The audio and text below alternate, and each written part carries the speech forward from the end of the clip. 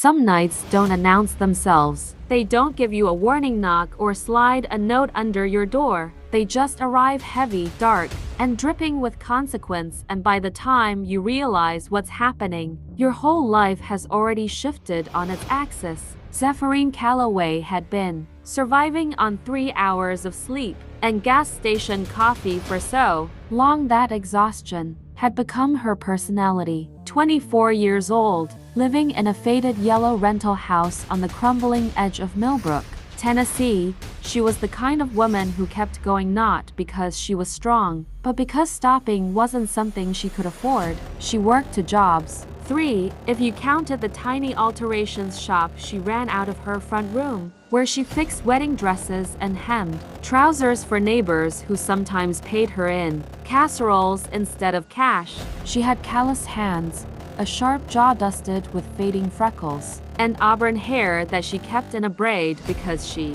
hadn't had time for a real haircut in 8 months. It was 2:17 in the morning on a Thursday in early October when she stepped out onto her porch in an old gray sleep shirt and worn flannel pajama pants, barefoot on the cold wooden boards, because Mrs. Aldridge's cat had been howling somewhere in the hedges for the past 20 minutes, and nobody else on Carver Street was going to do anything about it.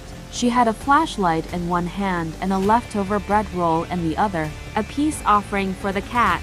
She stepped down off the porch. Her foot hit something, not something, someone. The flashlight swung down. The beam landed on a man, and for 3 full seconds, Zephyrine didn't breathe. He was tall, even collapsed the way he was, folded against the base of her porch, steps like his body had simply given out mid-stride. A gunshot wound 2 of them. Zephyrines' flashlight shook. The bread roll hit the ground. Mrs. Aldridge's cat finally went quiet. "Oh God," she whispered. "Oh God, oh God, oh." She dropped to her knees beside him. Her hands went to his neck before her brain had fully caught up, pressing 2 fingers against the pulse point the way she learned in the CPR course she took at the community center 4 years ago and had prayed she'd never need. There, faint, unsteady, but there, he was alive. She looked up at the street. Carver Street at M was nothing but amber, streetlights and sleeping houses and the distant sound of a freight train passing somewhere south of town. No cars, no people, no explanation for how a man in a designer suit had ended up bleeding to death on her front steps. Her phone was inside. She stood up, turned, and then stopped. She didn't know why she stopped. Or maybe it was the sound he made, barely a sound at all, really. A breath, even in unconsciousness, like whatever was chasing him was still close enough that even his sleeping body knew to be afraid. She didn't call 911. She grabbed him under the arms and dragged him inside. Her bathroom was the size of a generous closet. She'd gotten him as far as the bathroom doorway before she accepted that she wasn't getting him into the bathtub. Instead, she spread 2 old beach towels across the linoleum floor, rolled a folded blanket under his head, and got to work. She washed her hands twice. Then she opened the cabinet under the sink and pulled out the emergency kit she'd built over years of scraping by, not the neat little red box with the white cross that they sold at pharmacies, but a mismatched collection of supplies accumulated from various grocery store sales, a first aid course pamphlet, and a particular stubbornness about Dr. Bill's gauze, medical tape, antiseptic, curved suture needles, and thread that she'd bought absurdly because she'd read an article once about wilderness survival and had thought, well, better to have it. She had never used them until right now. She cut his shirt open with her sewing scissors, and she stopped. Not because of the wounds, though those were frightening enough. 2 entry points, the first high on the left chest near the shoulder, the second lower,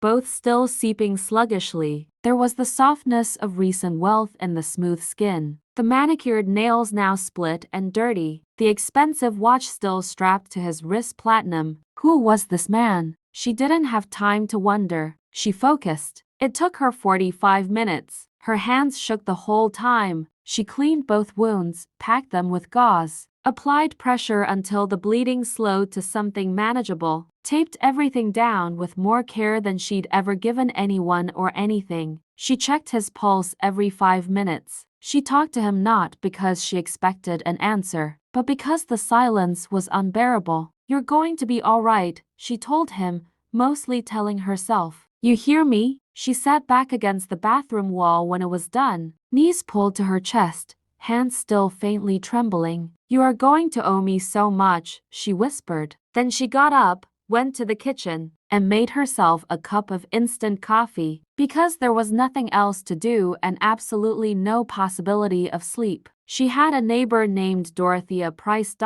To everyone who knew her who lived. Had been bringing Zephyrine soup since the week she moved in 4 years ago, when Zephyrine had arrived with 2 boxes, a sewing machine, and no furniture. Had also been a nurse for 31 years before retiring, a fact that Zephyrine now clung to like driftwood. At a.m., Zephyrine called her. Picked up on the second ring, because never slept past 3. "There's a man on my bathroom floor," Zephyrine said without preamble. There was a pause. "Honey," said carefully, "do you mean that in an exciting way or a concerning way?" "He's been shot. Twice. I've done what I can, but I need you." Another pause, shorter. "I'll bring my bag," said. "Don't call anyone." Dorothea was not a small woman. She was built like someone who had spent 3 decades pulling patients back from the edge through sheer force of personality, wide-shouldered, deliberate in movement, with silver white hair cut short and neat and eyes so dark blue they looked nearly navy. She wore a housecoat over her pajamas and carried a black canvas bag she'd kept since her nursing days, the sides of it worn smooth from years of use. She walked in through the unlocked front door she'd had a key for 2 years, and followed the sound of Zephyrine's voice to the bathroom. She stood in the doorway for a moment, looked at the man on the floor, looked at Zephyrine, looked back at the man. "Well," she said, "he's certainly decorative. I'm observing. It's a nursing skill." She set her bag down and lowered herself to her knees beside him with the practiced ease of someone who had done this in worse places. Her hands moved over his pulse point, his bandagging, the color of his skin, his breathing, professional and calm and thorough. "You did good," she said finally. "This wrapping is better than I expected." "I've been scared of hospitals since I was 9, Zephyrine said. "I've been preparing for self-sufficiency since childhood." Leaned closer to examine the wound sites through the gauze. "These aren't random. Entry angles suggest he was shot from behind while running. Both bullets pass clean through. You can see the exit wounds are messier on the back side." She sat back. "Somebody wanted him gone, Zephyrine wrapped both hands around her coffee mug. "I know. Which means whoever did this might come looking." "I know that too." Looked at her steadily. "And you still didn't call the police." "And I still didn't call the police." "He needs for fluids I don't have," said. "He's lost blood. I can slow the damage, but..." "There's a guy," Zephyrine said. Harlan Breck. He used to be a paramedic before he what?" "Before he got complicated. He works at the gas station on Route 9 now. He still has equipment. He helps people sometimes when they don't want to go through official channels." Raised one silver eyebrow. "You know some interesting people for a woman who sews curtains." "I fix wedding dresses," Zephyrine said, with what might, under different circumstances, have been dignity. "Can you call him? He trusts you more than he trusts me." Pulled out her phone, a sensible older model in a sensible gray case, and dialed without looking up the number, because kept every number she'd ever needed in her head. "Harlan, it's Dorothea Price. I need you on Carver Street. No, don't ask questions. Bring the 4 kit and come through the back." She hung up. "And what are you going to do if whoever shot him comes down Carver Street?" Zephyrine was quiet for a long moment. "I'll figure it out when it happens," she said. "Right now I'm just trying to get him through the night." Harlan Breck arrived at 4:45 a.m. through the back door. He'd been a paramedic for 9 years, good at it, then something had gone wrong, in a way that the town had whispered about for years and that Harlan himself never discussed. And now he pumped gas on Route 9 and quietly helped people like Zephyrine in the small hours of the morning because it was the only way he could still feel like himself. He took one look at the man on the bathroom floor and let out a breath. "Where did you find him?" he asked. "Porch steps. Just porch steps. Spontaneous billionaire delivery." "Harlan, I'm not judging, I'm processing." He crouched down, opened his bag, and began his own assessment with the practiced efficiency of someone who had triaged in worse conditions than this. "She did good," he said to Dot. The same thing Dot had said 20 minutes earlier. "The bullet passed through both times,"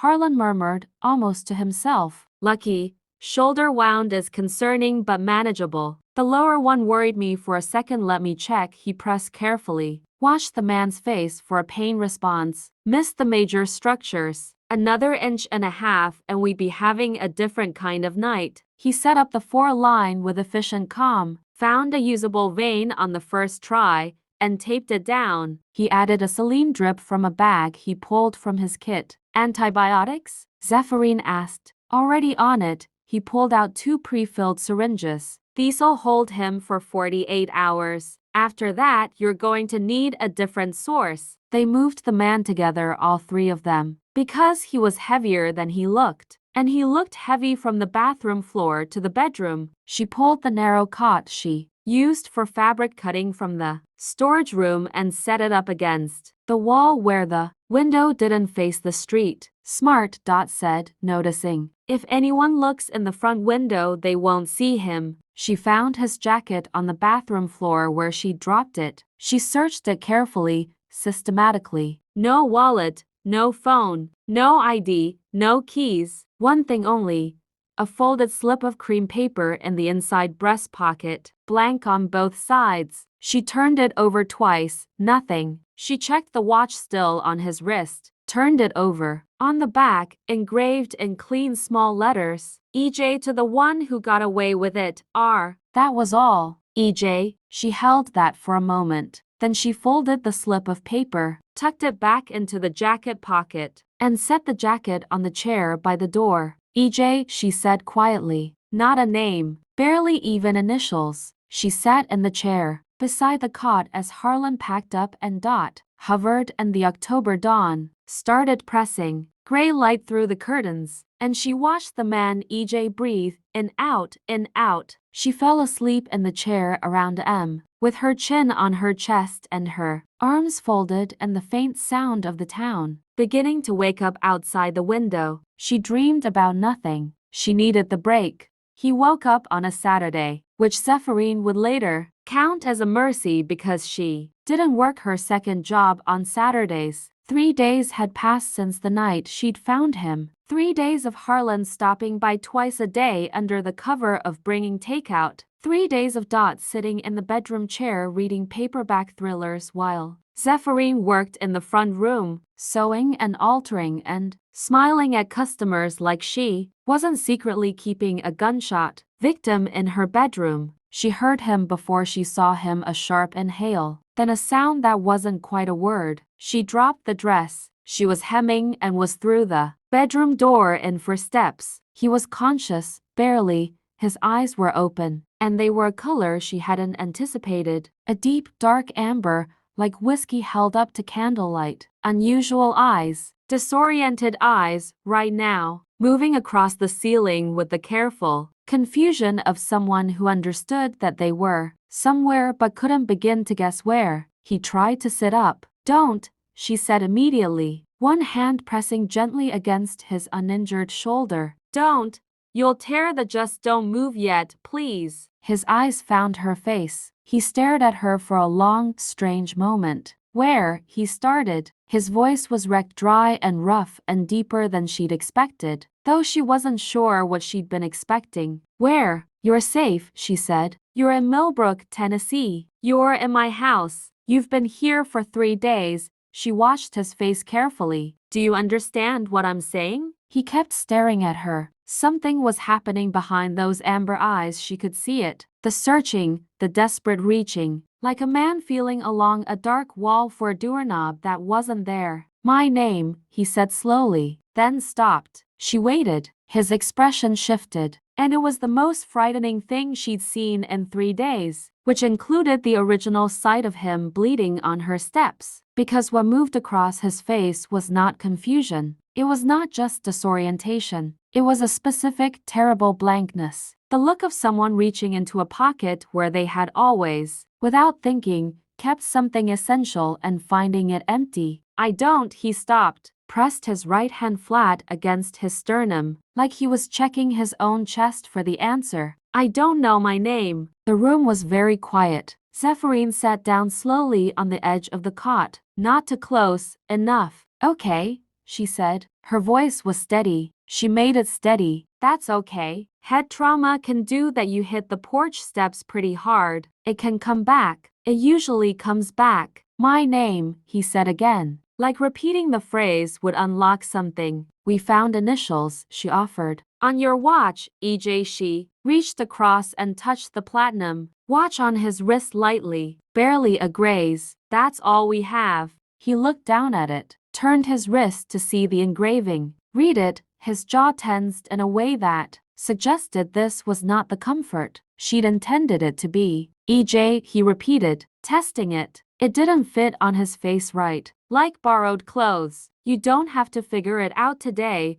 Zephyrine said. "You need water and you need to not move, and the rest can wait." He looked at her again, that amber stare, direct and slightly unnerving in the way that a gaze is unnerving when it has nowhere else to go. When you are the only fixed point in a person's suddenly unmapped world. "You found me," he said. "On my porch steps, yeah. You brought me in. Against my better judgment." "Why?" She looked at him honestly. "You were breathing." Seemed like a waste to let that stop. Something moved in his expression, not quite a smile. Not from a man 3 days out of a shooting, but something adjacent to it. Something that recognized, maybe, that she was real and solid and had chosen him for reasons that had nothing to do with who he was or what he was worth, since neither of them knew either of those things. "EJ," she said, and it came out softer than she'd meant. "Can I call you that? Until we figure something else out." He considered it like a man being handed a map of an unfamiliar country. "Yeah," he said, after a moment. "Yeah, what do I call you?" "Zephyrine," she said. "But most people call me Zephy." He tried it quietly under his breath once, in that ruined voice. Her name in his mouth sounded like something being kept safe. "Thank you," he said, "for the porch." "Don't thank me yet," she said. "You still have to eat the soup." Dot came by that afternoon and sat across from EJ in the bedroom chair, studying him the way she studied everything thoroughly, without apology. "You remember nothing?" she asked. "Not even a general sense of your life? Not what city you're from, not what work you do, not a face, nothing?" "Nothing," he said. His voice had recovered somewhat. With water and the thin chicken broth Zephyrine had made him drink in small amounts throughout the morning. It was still rough around the edges, but there was something in it, a certain cadence, a confidence of tone that existed independently of the man's current circumstances, like an accent that survives amnesia. It's not darkness. It's not like I'm looking into a black room. It's more like looking at a wall, a perfectly smooth wall, nothing to grab onto." Dot nodded slowly. "Dissociative amnesia secondary to trauma, physical and likely psychological. The brain does it as a protection mechanism sometimes. The memories aren't necessarily gone. They're blocked. Can it be reversed? Possibly, with time, with sensory triggers, with the right kind of patience." She glanced at Zephyrine, who was leaning in the doorway. "Good thing you landed on the right porch." EJ looked toward the doorway too.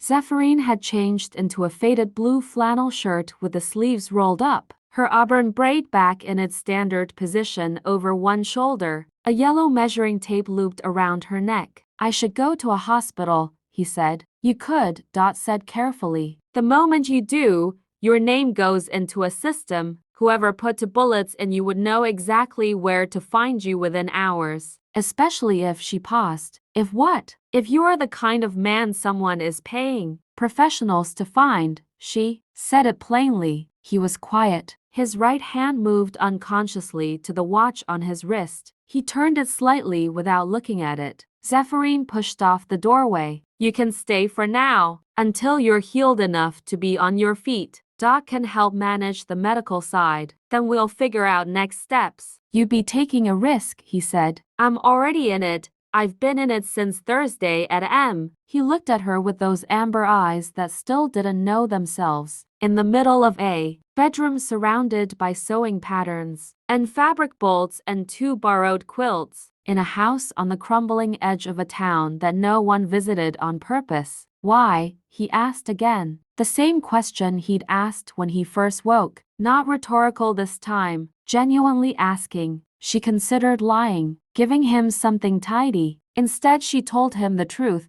which was untidy the way truth usually is. My mother died in a parking lot, she said, because a stranger walked past her without stopping, and she didn't get help in time. She'd fallen, concussion. It was nothing that couldn't have been fixed if somebody had just. She stopped, pressed her lips together. I promised her at the funeral that I would not be the person who walks past, that I would always stop, even when it was inconvenient, even when it was complicated. She met his gaze. You were complicated. The room was very quiet. I'm sorry, he said. About your mother. So am I. She straightened up, rolling one sleeve further up her forearm with efficient fingers. Now, Harlan is coming at 6, with your antibiotics and a slightly concerning amount of optimism. Dot is going to make dinner, because she insists my cooking lacks nutritional ambition. And you are going to sleep, because your body is still 60% medical crisis. Any questions? He looked at her for a long moment. Just one. What? Zephyrine, he said carefully. What does it mean? She blinked. It was not the question she'd been expecting. It's French. Old French. It means west wind. Something in his expression shifted subtle, but she caught it, like the word had rung a very faint, very distant bell somewhere deep inside that smooth, blank wall. West wind, he repeated softly. People usually just call me Zephy. I know, he said. You said that. I think I like Zephyrine better. She didn't have anything to say to that, so she left him to sleep. She was a poor liar, even to herself. Jones Meridian Tower was undergoing a very controlled, very expensive kind of chaos, in an office currently occupied by 3 people who would each have paid significant amounts of money to be somewhere else. Rosalind Vane stood at the window with her arms folded. She was the chief operations officer of Jones Meridian Group. She had been, until 4 days ago, possibly the most composed person in the building. At this moment, she was not composed. The board is asking for a statement, said the man sitting across from the desk. Clifton Ames, head of communications. He had a tablet in one hand and a phone in the other, and he'd been bouncing between them for the past 20 minutes. They wanted by end of day, something about a brief hospitalization, personal matter stepping back temporarily. Edward is not briefly hospitalized, Rosalind said, without turning from the window. Edward has been missing for 4 days. Those are different things. Yes, which is why we're not saying the second part. The police have nothing. We've got nothing. His driver dropped him at the Meridian Gala on Wednesday night. Witnesses saw him leave early alone, on foot, which Clifton paused delicately was already unusual. After that, vanished. The third person in the room had not spoken. She was seated in the chair nearest the door, with the careful stillness of someone who had learned to take up as little space as possible in rooms where power was being discussed. Her name was Mirabelle Holt.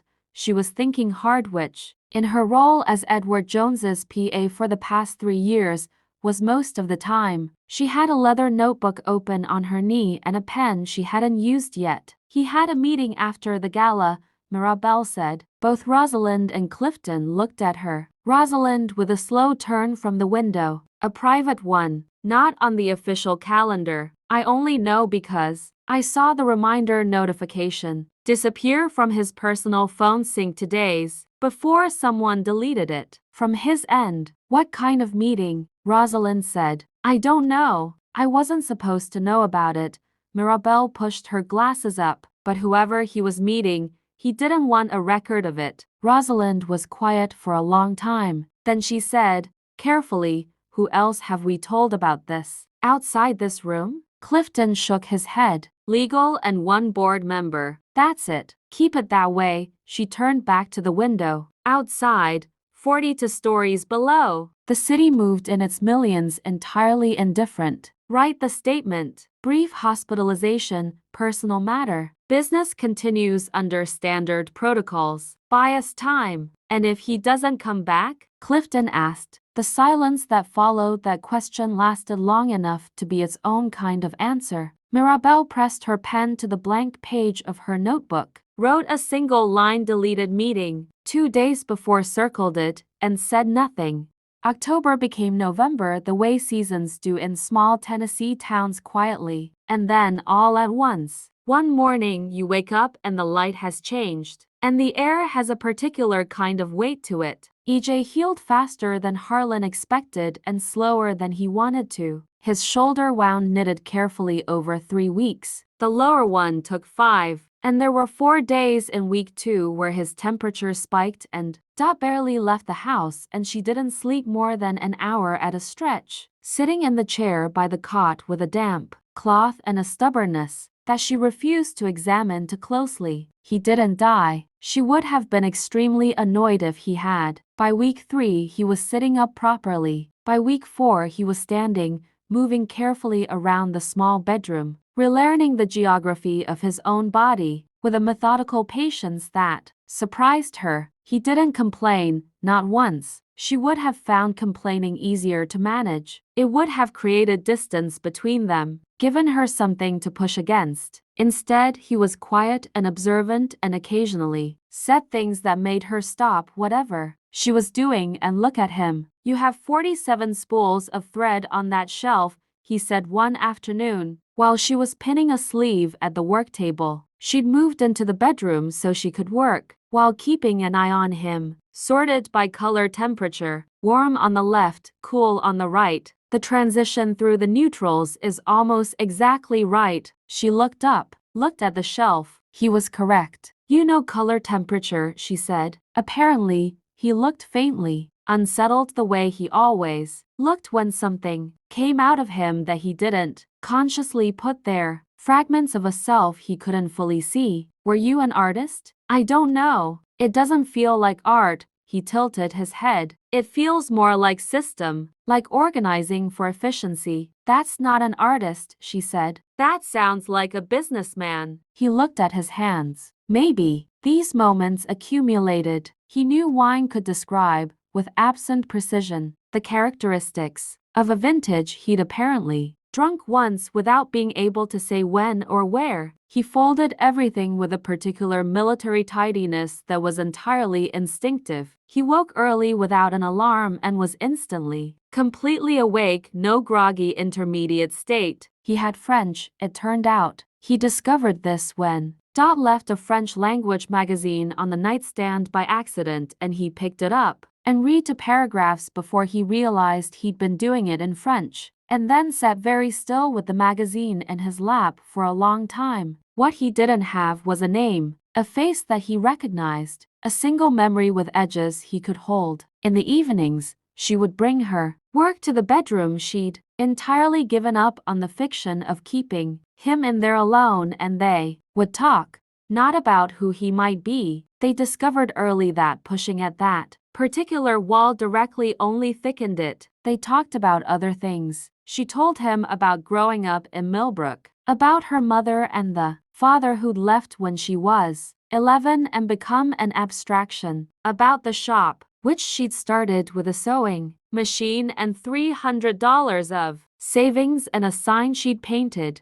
herself that still hung slightly crooked above the door because she'd put the hook in wrong and then decided it had character. He listened to everything. "You're going to need somewhere to go," she told him one night in late November directly. She was bad at indirectness. and she'd been putting this conversation off for 2 weeks. When you're fully healed, you can't stay here forever. He looked at her from across the small room. Why not? She opened her mouth, closed it. Because this is my house and my life and you're a stranger. You know more about me than anyone, he said, including me. That's not a good enough reason. I have nowhere to go, he said, simply, not arguing, just stating it. The way he stated everything plainly, without drama, which was somehow worse than if he'd made it emotional. I have no name, no money, no identity. I can't open a bank account. I can't rent an apartment. I can't get a job without ID. He paused. I could leave, walk out the door and disappear into something. But he stopped. But what? He looked at her carefully. But I don't want to. The room was very quiet. Through the window, November rain tapped lightly against the glass. I'm not a charity case, he said. Tell me what you need. I'll work. I can carry things. I can clean. I don't know what else I can do yet, but I'll find out. I don't want to be a burden. She looked at him for a long time. At this broad-shouldered, amber-eyed, perfectly tailored mystery of a man sitting in her storage room, caught in borrowed clothes, Harlan's old flannel shirt, 2 sizes too small across the shoulders, a pair of gray sweatpants that had, definitely never expected, to be worn by someone with this particular silhouette, looking at her with a directness that she was becoming, somewhat catastrophically, accustomed to. Fine, she said. Fine? Fine, you stay, for now, but you pull your weight. She pointed at him with her sewing scissors, which she was aware was an unusual way to set terms with a houseguest. And the moment your memory comes back, the moment you know who you are, you tell me immediately, no hesitation. Deal? He extended his right hand. Deal. She shook it. His hand was warm and larger than hers, and held on for exactly 1 second longer than strictly necessary. She looked at their joined hands, then up at his face. Don't read into the handshake, she said. The corner of his mouth moved. I absolutely was not. He was absolutely lying, and they both knew it. He was a remarkably fast learner. She watched it happen over the following weeks with something between admiration and mild alarm, the way you might watch a person pick up an instrument they've never held and realize, within 10 minutes, that they've done this before and their hands simply remembered ahead of their brain. EJ had fully healed by early December. The stitches were out. The bruising had faded. The wounds had reduced to scars, significant ones, but scars, and his body had recovered its ease of movement with a speed that, Harlan said, was medically notable and that Zephyrine suspected had something to do with whoever EJ had been being, someone who had kept himself in disciplined physical condition. She was finding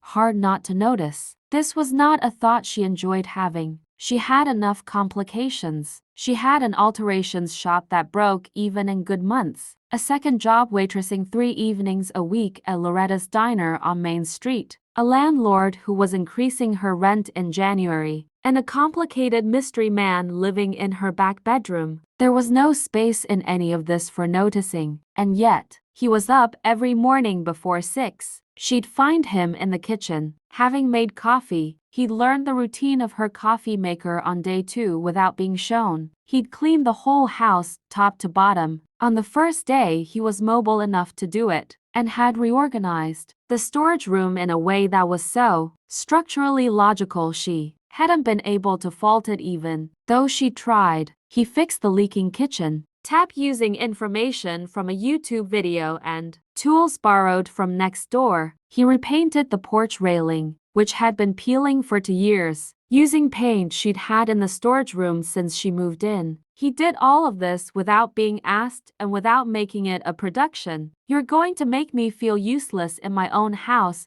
she told him. You're never useless, he said, with a directness that she'd stopped finding startling, mostly because it happened often enough, now that her nervous system had reluctantly adapted. You're running 3 revenue streams and managing a household. I'm compensating for the fact that I'm currently an economic negative. She stared at him. Who talks like that? He considered. Apparently I do. She went back to her sewing. He went back to patching a gap in the back doorframe. From a distance, through the small house, she could hear him working steady, focused sounds, and she thought, not for the first time, that she had to be more careful. Dot noticed everything. He's good company, Dot offered one afternoon, stirring something on Zephyrine's stove while Zephyrine measured a wedding veil at the front table. He's useful, Zephyrine corrected. That too. Though I notice you didn't say no to the first part. Dot. I'm not saying anything.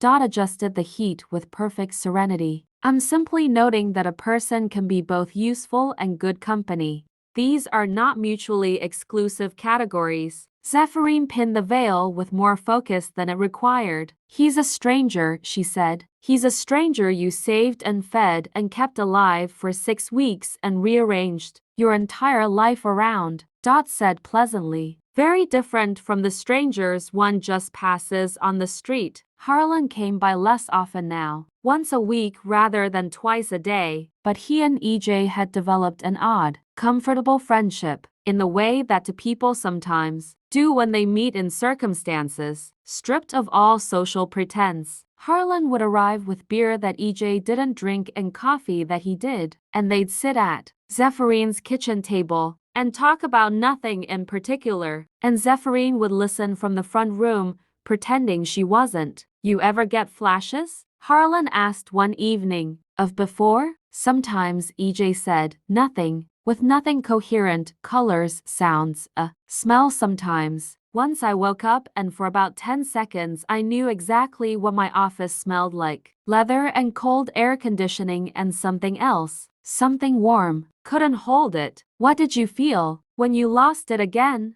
EJ was quiet for a moment. Relieved, actually. Harlan looked at him. Relieved. Is that strange? It's honest, Harlan said. Which is different? Zephyrine, in the front room, paused with her hands on a bolt of cream chiffon and listened to the quiet that followed, and thought about what it meant for a man to be relieved to not remember who he was. And then she thought about that office, leather and cold air and something warm, and she wondered, not for the first time, not for the 10th, who EJ had been, before he fell broken onto her porch steps. What kind of life left a man relieved to lose it? She didn't have an answer. She folded the chiffon and moved on. It was what she did. It was what she was good at. Zephyrines' shop was called Thimble and Thread. It occupied the front half of a narrow, 2-story building on Maple Street. That had been a barber shop, then a bookstore, then nothing for 4 years before she'd signed the lease on it at 22, with shaking hands and more hope than sense. The sign was still slightly crooked. She'd never fixed it. Inside,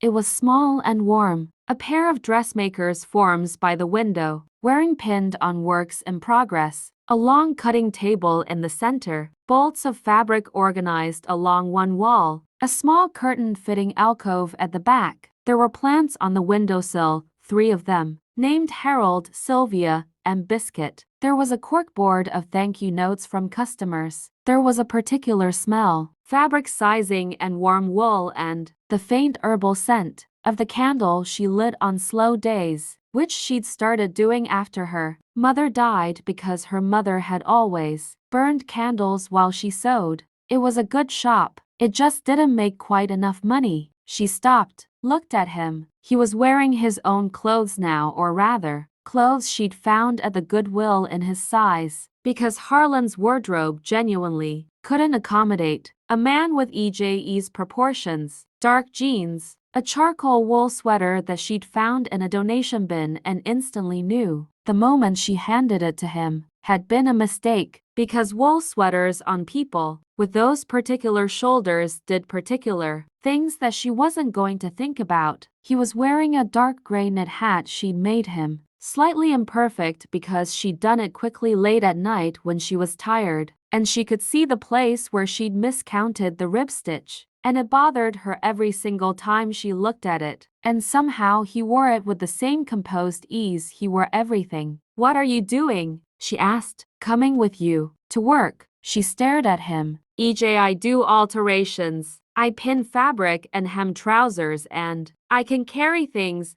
I can move boxes. I can talk to customers if you need. I'm going insane sitting in that house. She studied him. He held her gaze with that infuriating, unruffled amber steadiness. Fine, she said, because it was apparently the only word she knew. But you do what I say. You don't rearrange my shop like you rearranged my storage room. The storage room is objectively better. EJ, I'll be helpful and invisible, he said. You won't even know I'm there. This was, it turned out, a complete lie, though not through any fault of intention. EJ could not be invisible in a small shop on Maple Street in Millbrook, Tennessee, or possibly anywhere. He was 6'2" with a face that had a way of making people want to look at it again, and he carried himself with the unconscious authority of someone who had, his whole life, been the person that rooms reorganized themselves around, even though he didn't know that, even though he'd lost every conscious memory of it. The body remembered, the way he stood, the way he moved. By 11 a.m., Zephyrine had noticed 3 separate female customers take longer than necessary to explain their alterations requirements, and one man who came in for trouser hemming ended up staying 40 minutes because he and EJ had begun discussing something about economic infrastructure that she couldn't fully follow and that EJ was conducting with the complete unconsciousness of someone who didn't realize they knew things. By noon, Mrs. Partridge from the Historical Society, a woman who had never once visited Thimble and Thread, came in to ask about having a period blouse fitted, which she had apparently decided, coincidentally, on a Monday in December. While walking past the window, she watched this happen from behind the cutting table with a measuring tape in her hand. "You're bringing people in," she said to him at lunch, when the shop was briefly empty, and they were eating sandwiches she'd made that morning.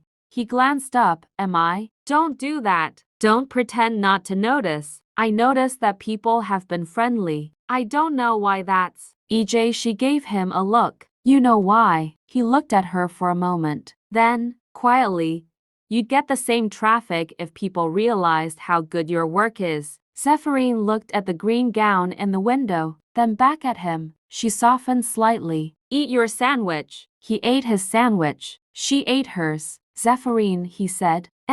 Thank you for letting me come." She didn't look up from her sandwich. The shop needed the foot traffic. "Purely strategic, obviously," he said. The first real fragment came on a Tuesday. EJ was in the kitchen at 5:47 a.m. Zephyrine knew the time because her alarm hadn't gone off yet, and she checked her phone when she heard him moving. She got up, pulled on her robe, and padded to the kitchen doorway. He was standing at the counter with his back to her, both hands flat on the surface, head dropped forward slightly, not making coffee, just standing. "EJ?" He didn't answer immediately. Then quietly, "I saw a building." She crossed the kitchen and leaned against the counter beside him, not touching, just present. She'd learned, over these weeks, that presence was what he needed when fragments surfaced, not questions, not excitement, just someone standing next to the thing with him. "What kind of building?" she asked. "Glass, tall, the way the light hit the top floors. In the morning, that particular silver gold." "I knew it." His jaw tightened. "I knew it the way you know your own front door. The way you know it without thinking." "Your building?"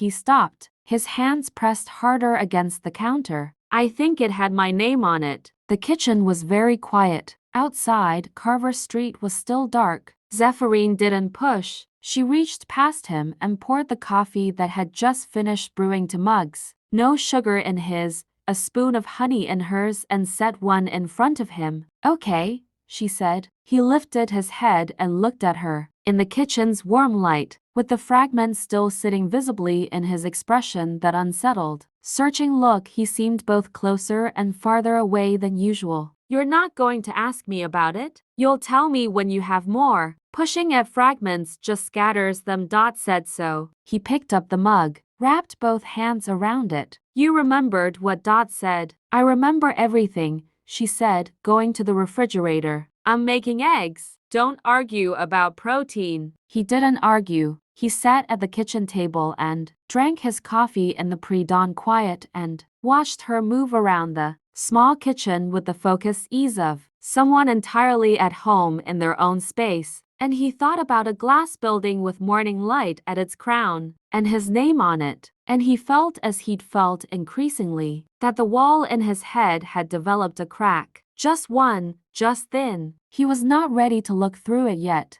Mirabelle Holt had stopped sleeping properly in November and had not recovered the habit in December. She sat in her apartment small, organized, every surface, carrying the particular tidiness of a person who processed anxiety through order, with her laptop open and a mug of green tea going cold beside it. It was PM. She had a spreadsheet open that had nothing to do with her job description, and everything to do with the fact that she had spent 3 years watching Edward Jones move through the world, and she knew, in the marrow of her organized bones, that what Rosalind Vane was doing was wrong. Not suspicious, not concerning, wrong. She had started with the deleted calendar entry. She'd worked her way outward from there with the patient, methodical energy that made her exceptional at a job most people underestimated: tracking threads, finding patterns, cross-referencing timestamps. She'd found the security footage gap at the Meridian Gala 22 minutes, professionally scrubbed. She'd found the car, a rental, booked under a false name, but the credit card routing had a fingerprint. She'd found the name attached to the fingerprint, Desmond Voss. She didn't know Desmond Voss, but she knew, because she had spent 3 years managing Edward Jones's schedule, that Desmond Voss had made 2 calls to a number inside the Jones Meridian Tower in the 48 hours before the gala, and she knew which extension that number belonged to. She closed her laptop, opened it again, closed it. She was 29 years old, and this was the largest thing she had ever found, and she had nobody she trusted enough to hand it to. Rosalind Vane ran the building. The board was deferring to Rosalind. The police investigation, such as it was, had been steered, subtly but effectively, away from anything that mattered, and Mirabelle had a 6-year-old file photo of Desmond Voss on her screen and the distinct, nauseating certainty that Edward Jones was not in a hospital somewhere. She picked up her personal phone, not her work phone. She opened a new email address she'd created 2 hours earlier from a coffee shop, not from her home network. She started typing. She didn't know who she was writing to yet. She just started writing. If you're reading this, you may have information about a missing person. His name is Edward Jones. He is 34 years old, 6 feet 2 inches tall, dark brown hair, amber eyes. He went missing October 2nd from Manhattan. He is not voluntarily missing. If you have seen this man or have any information, please. She stopped. Read it back. Delete it please and replaced it with nothing, just the contact address. She sent it to 12 local Tennessee law enforcement tip lines she'd been quietly mapping. The last ping of Edward's personal phone, which had gone dark somewhere in a corridor between Nashville and Knoxville, and went to bed. She did not expect a response. She was, as it turned out, spectacularly wrong about that. Zephyrine had not decorated for Christmas in 2 years. The first year after her mother died, she'd gotten the box of ornaments out of the storage room, opened it, looked at the tissue-wrapped shapes inside. Her mother's hands had wrapped each one, and she could see the particular fold of it, and put it away again. The second year she'd been too busy and too broke and had told herself it didn't matter. This year, she came home from Loretta's diner on a Friday evening in mid-December, walked through the front door, and stopped. EJ had found the box. He hadn't opened it. It was sitting on the living room floor, the lid carefully off to the side. He was sitting cross-legged on the rug in front of it, looking at the contents with an expression she couldn't immediately read. He hadn't touched anything. I found it when I was reorganizing he stopped. I know.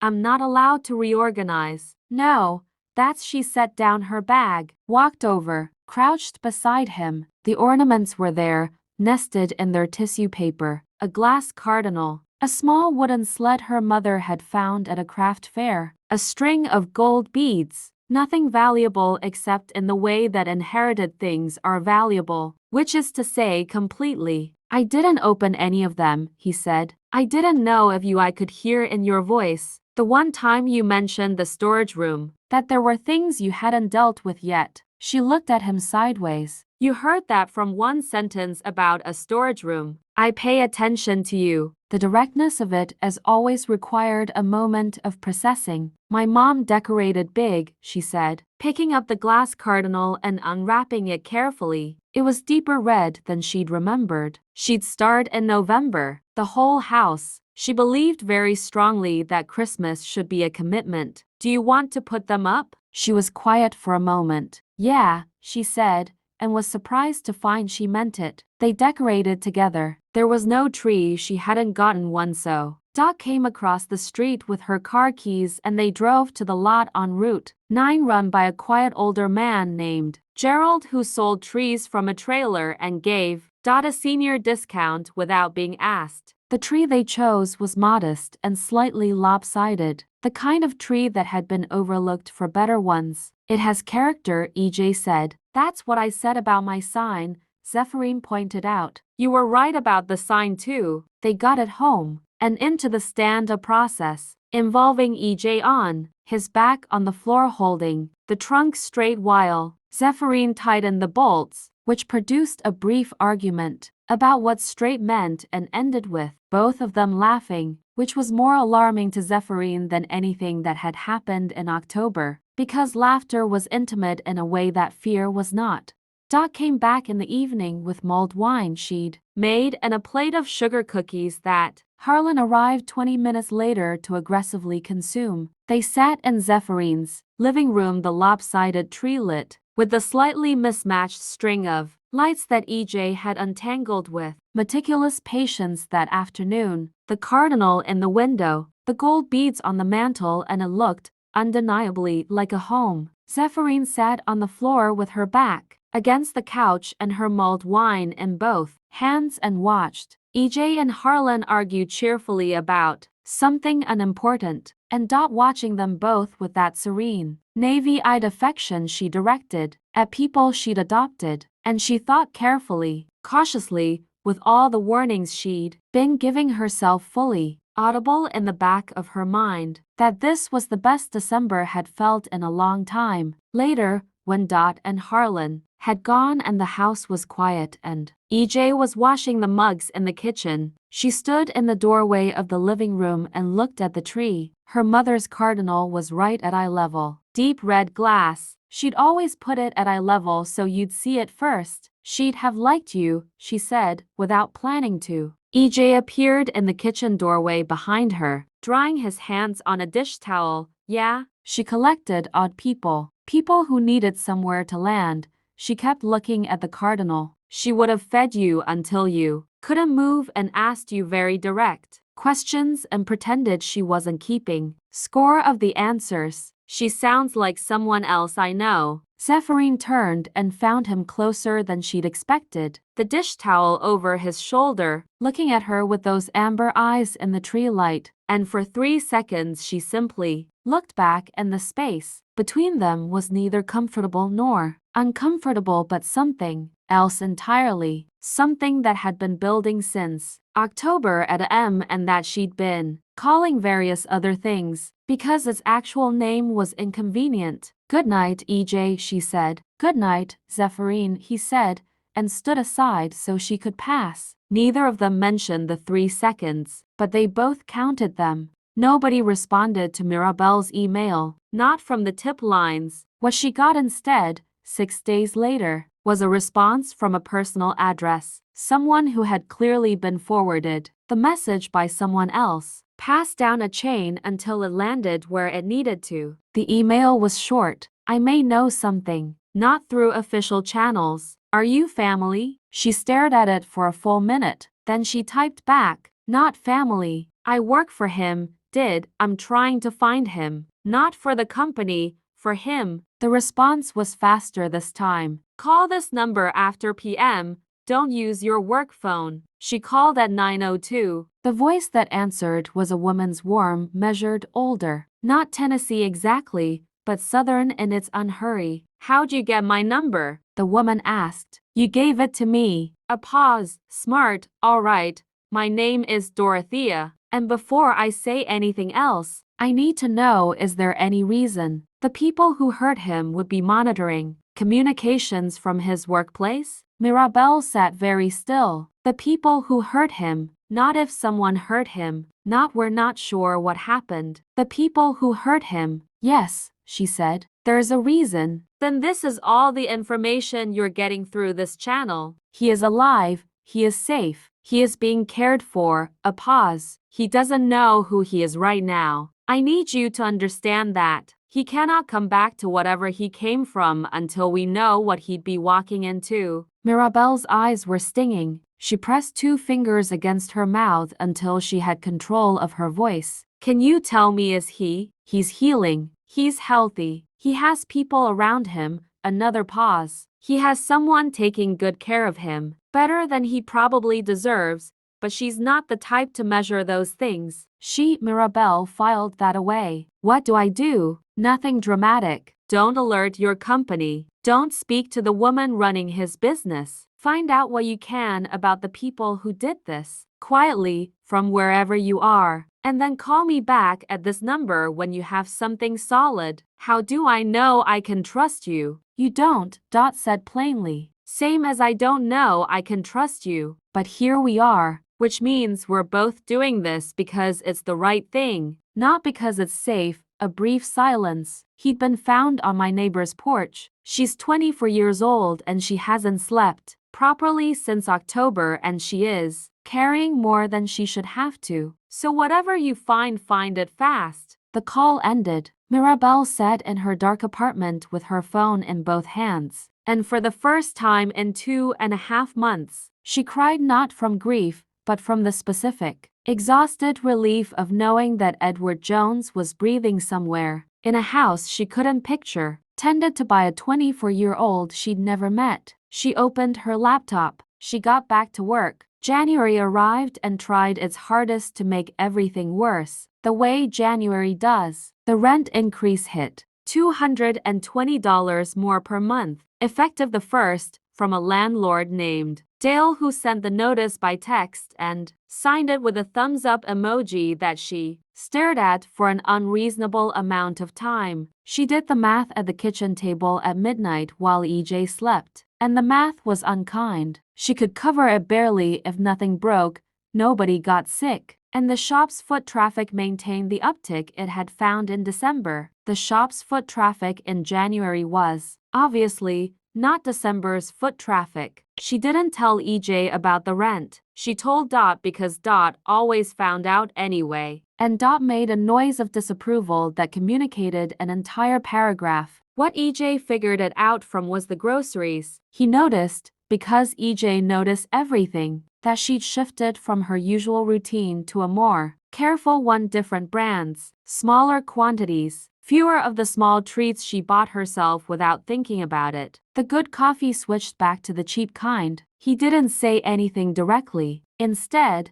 the day after he clocked the grocery shift, he walked to the shop with her and spent the morning reorganizing the window display in a way that was, Zephyrine had to admit through clenched teeth, considerably better than what she'd had. He moved the most impressive work, a completely rebuilt vintage gown she'd restored over 3 weeks to center position. He rearranged the sewing forms so the whole composition had depth and intention. By noon, 2 women she'd never seen had come in asking about restoration work. He also, without announcement, fixed the crooked sign. She came out of the shop at lunch and stood on the sidewalk and looked at the sign. Perfectly level, perfectly straight, and felt something complicated move through her chest. EJ, she said, when he appeared in the doorway behind her. I know, you liked it crooked. I know it's. She turned to look at him. Thank you. You didn't have to. He shrugged with one shoulder. She noticed he did that when he was deflecting sentiment. It was bothering me. It was not bothering you. You're fixing my problems. I'm fixing a sign. It's 20 minutes and a drill.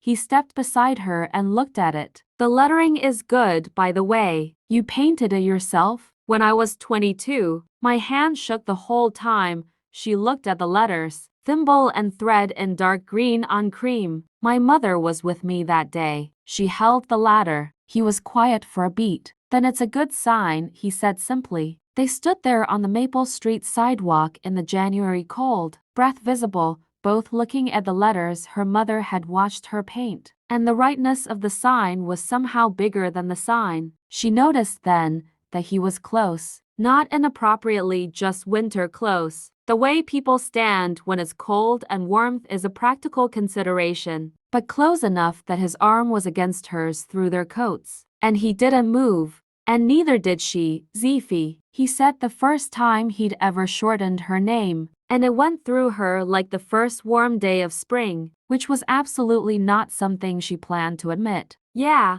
whatever's happening with the finances, I'm not going to make it worse. I just want you to know that I see it, and I'm going to do whatever I can. He looked at the sign. You built something real here. You shouldn't have to be afraid of losing it. She turned to look at him. He was already looking at her, and the winter light was flat and honest, and there was nowhere to hide in it. And they were 6 inches apart on a freezing January sidewalk. And she thought clearly, for the first time without immediately arguing herself out of it, that she was in serious trouble. Come inside, she said. You'll freeze. You're changing the subject. Yes, she said, expertly. Let's go. It happened, or almost happened, on a Thursday night in late January. She'd been working late a bridal party of 4, with a deadline of February 8th that had seemed reasonable in December and now felt like a personal threat. The shop was closed, the front door locked, the street outside empty and winter quiet, and she was at the cutting table, with a seam ripper and a bride's mother's dress that had been taken in 6 years ago by someone who hadn't accounted for the structure of the boning correctly. EJ had come by at 7 with soup in a thermos.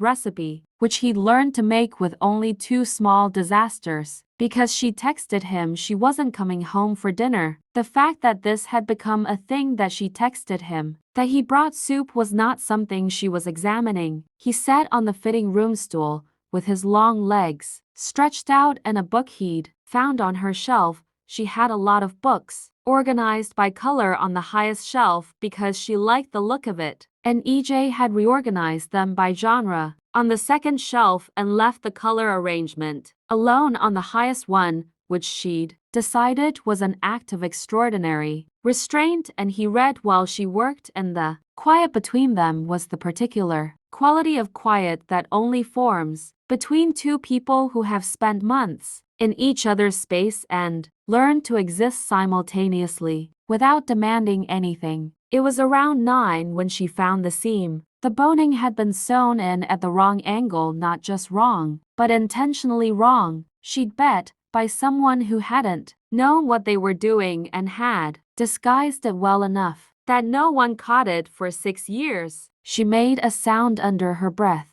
What? EJ said without looking up. Boning sewn in backward. I have to redo the entire left side or the silhouette will be wrong for the ceremony. Photos. She sat back. Which means I'm here until midnight. He closed the book. Tell me what to do. EJ, you can't sew. I have 2 functional hands and I follow instructions well. She looked at him across the shop. He was already up, already moving to the table, and she didn't know how to explain that having him that close while she worked in an empty shop at PM. She showed him anyway. How to hold the fabric, how to maintain the tension while she worked. He learned it in 2 repetitions and held perfectly still after that. No fidgeting, no overcorrecting, and they worked together in the circle of the lamp, close enough that she could hear him breathing, close enough that twice her hand brushed his, and she felt it in a way that was completely disproportionate to the contact. You're good at this, she said at one point. I'm good at staying still and doing what I'm told. She laughed, a short, genuine sound. That is not a phrase anyone would use to describe you. How would you describe me? She kept her eyes on the seam, methodical, observant, extremely opinionated about storage organization. That's very diplomatic. Did you want the other version? Yes. She paused, looked up. He was watching her across 6 inches of antique silk with those amber eyes in the low lamplight. And this right here was the thing she'd been managing since October.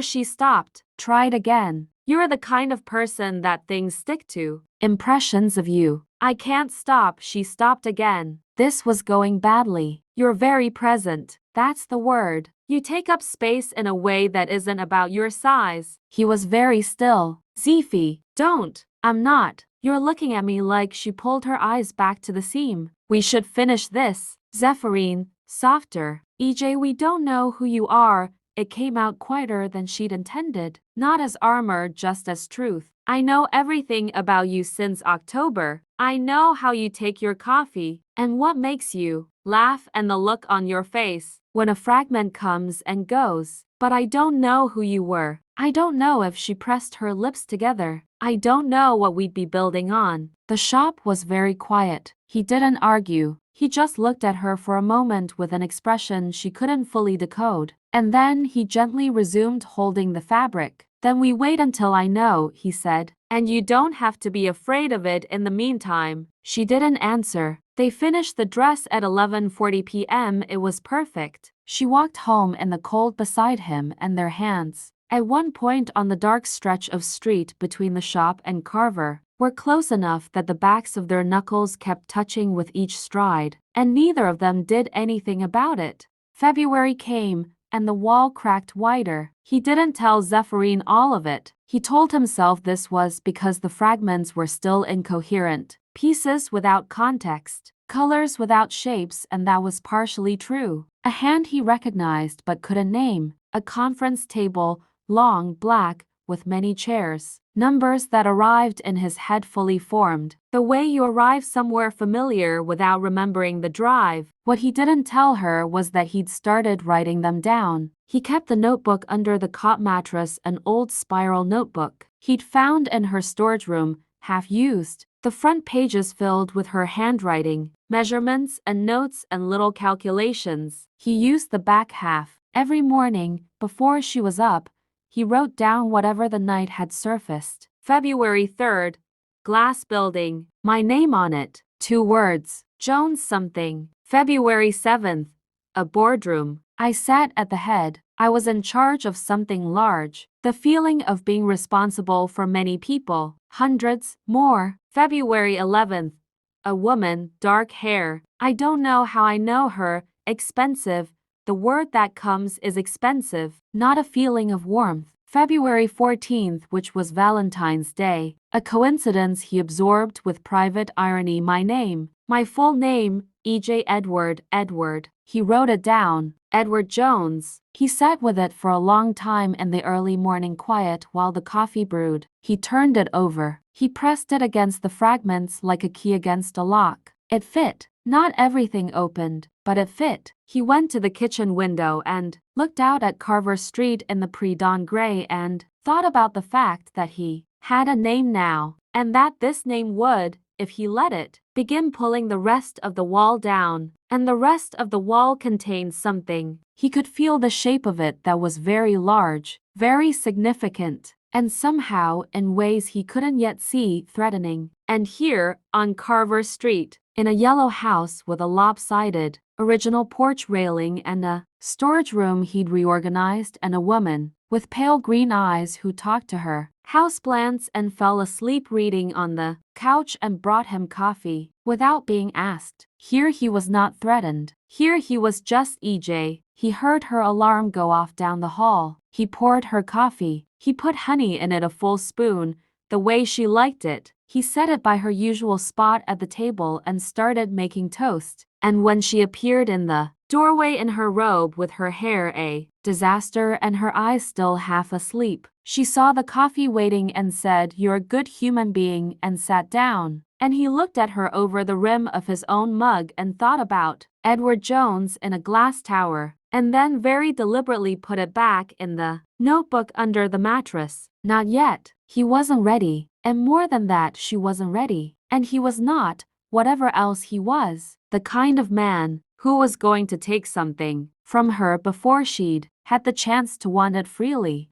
It was Mirabelle who found Desmond Voss first. She'd been building the file for 3 months quietly, meticulously, in the hours after work in her apartment, with her personal laptop and a private VPN and the particular tunnel vision of a person who has decided that a thing is going to be done and is simply working backward from that conclusion. Desmond Voss was 29. He was the son of Gregory Voss, who had been the third business partner of the original Jones Meridian Group before his death 8 years ago, a death that had left Gregory's son with a significant grudge and a negligible inheritance, because the partnership agreement had been clear and Edward's father had been meticulous. Desmond had contested it, lost, moved into a succession of mid-range jobs in finance, and he had, as of 8 months ago, become the close personal friend of Celia Vaughan. Mirabelle had known about Celia Vaughan. Everyone in the building knew about Celia Vaughan. She was 28, blonde, polished, from a family with generational wealth and the kind of connections that opened the right doors at the right parties. She and Edward had been together for 14 months and engaged for 3. The engagement had been announced at the September gala 1 month before Edward disappeared. Mirabelle had filed Celia in the external, low-priority category for most of her time as Edward's pa, because Celia was charming and decorative and mostly invisible in the parts of Edward's life that Mirabelle managed. She was now staring at a photo on her screen of Celia and Desmond Voss at a private dinner in August 2 months before the October gala, and something cold was moving very slowly through her stomach. She called Dot at 9:05 p.m. "I have a name," she said. "Two, actually, and I think I know why it happened." Dot was quiet for a moment. "Go ahead." "There was a woman, his fiancée."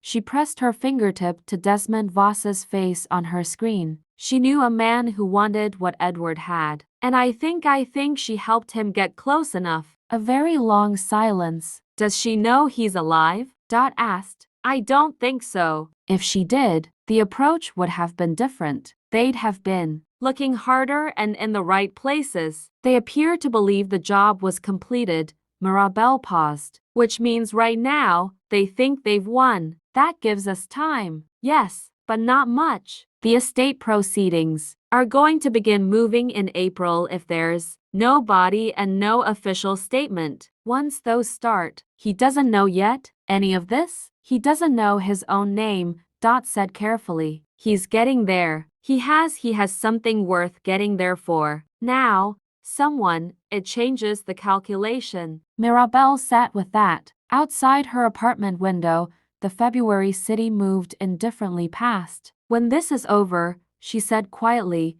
"I want to meet her." "I suspect," Dot said, "you'll like her enormously."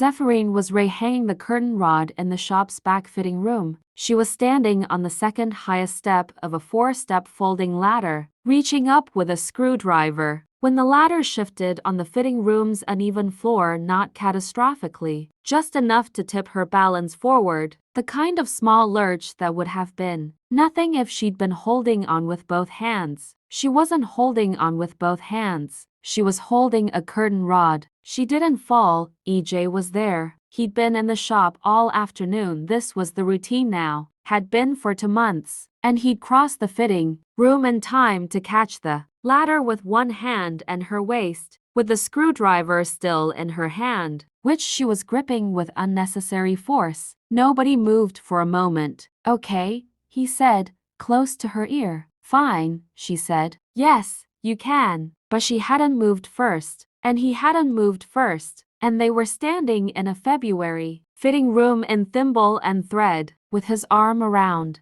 her waist and her back against his chest, and the silence was very loud. She turned around. She wasn't certain who moved after that. What she knew was that there was a very specific, very deliberate second where they both looked at each other and chose. And then his hands were on her face, and she was pulling at the front of his sweater, and she kissed him and he kissed her back, and it was nothing like the careful almost moments of the past months. It was certain. That was the only word for it. She pulled back first, Her hands were still in the fistful of his sweater. His thumbs were at her jaw. EJ, she said, slightly breathless. I know, he said. We should, probably, talk about. Yes. Neither of them talked. He kissed her again, softer this time. The way a question becomes a statement when you already know the answer. She let him, because she was done pretending she didn't want to. Eventually she had no reliable count of how long she pressed, both hands flat against his chest, and stepped back. He let her go,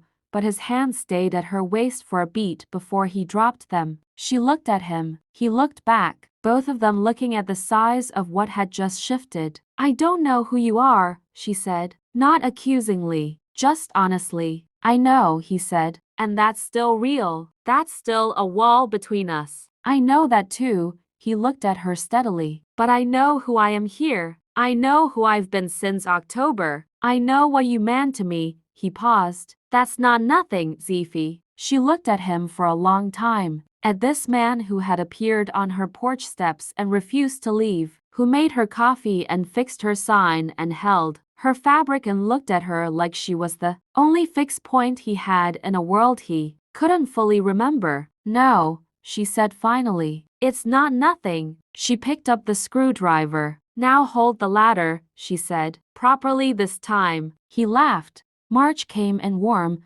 not full spring yet, but a suggestion of it. Crocuses on Carver Street, longer afternoons, the particular quality of light that makes even ordinary things look like they mean something. This was the month that Zephyrine Calloway and the man she knew as EJ were simply together, not secretly, not tentatively, the way two people are together when they've already spent 5 months learning each other in the truest possible conditions, without the performance of early romance, without the curation of first impressions. There was nothing left to curate. He had seen her at a over a medical crisis and at midnight, over a ruined dress and at the kitchen table, with bad math and a worse mood. She had seen him wake up from nightmares and reach for a self he couldn't find and have 3 separate, unsuccessful attempts at making Dot's soup recipe. They knew each other. That was the extraordinary, uncomplicated fact of it. Dot pretended she hadn't seen it coming since November and succeeded at this approximately 0% of the time. Harlan said finally, and then bought everyone terrible wine to celebrate, which EJ drank a precise 2 sips of before setting aside. The shop was doing better. Word had gotten around Millbrook the way things get around in small towns, not through announcement but through the particular velocity of people who want to feel like they're in on something. You should go to that little place on Maple. Yes, the alterations shop. The work is extraordinary. And honestly, go on a weekday because Zephyrine watched the foot traffic grow with a combination of gratitude and the faint suspicion that some portion of it was sociological rather than sewing related. She didn't complain. She put the rent increase money aside first. Then she started a second fund, small, irregular, whatever she could manage, that she labeled in her notebook simply as contingency. She'd learned from October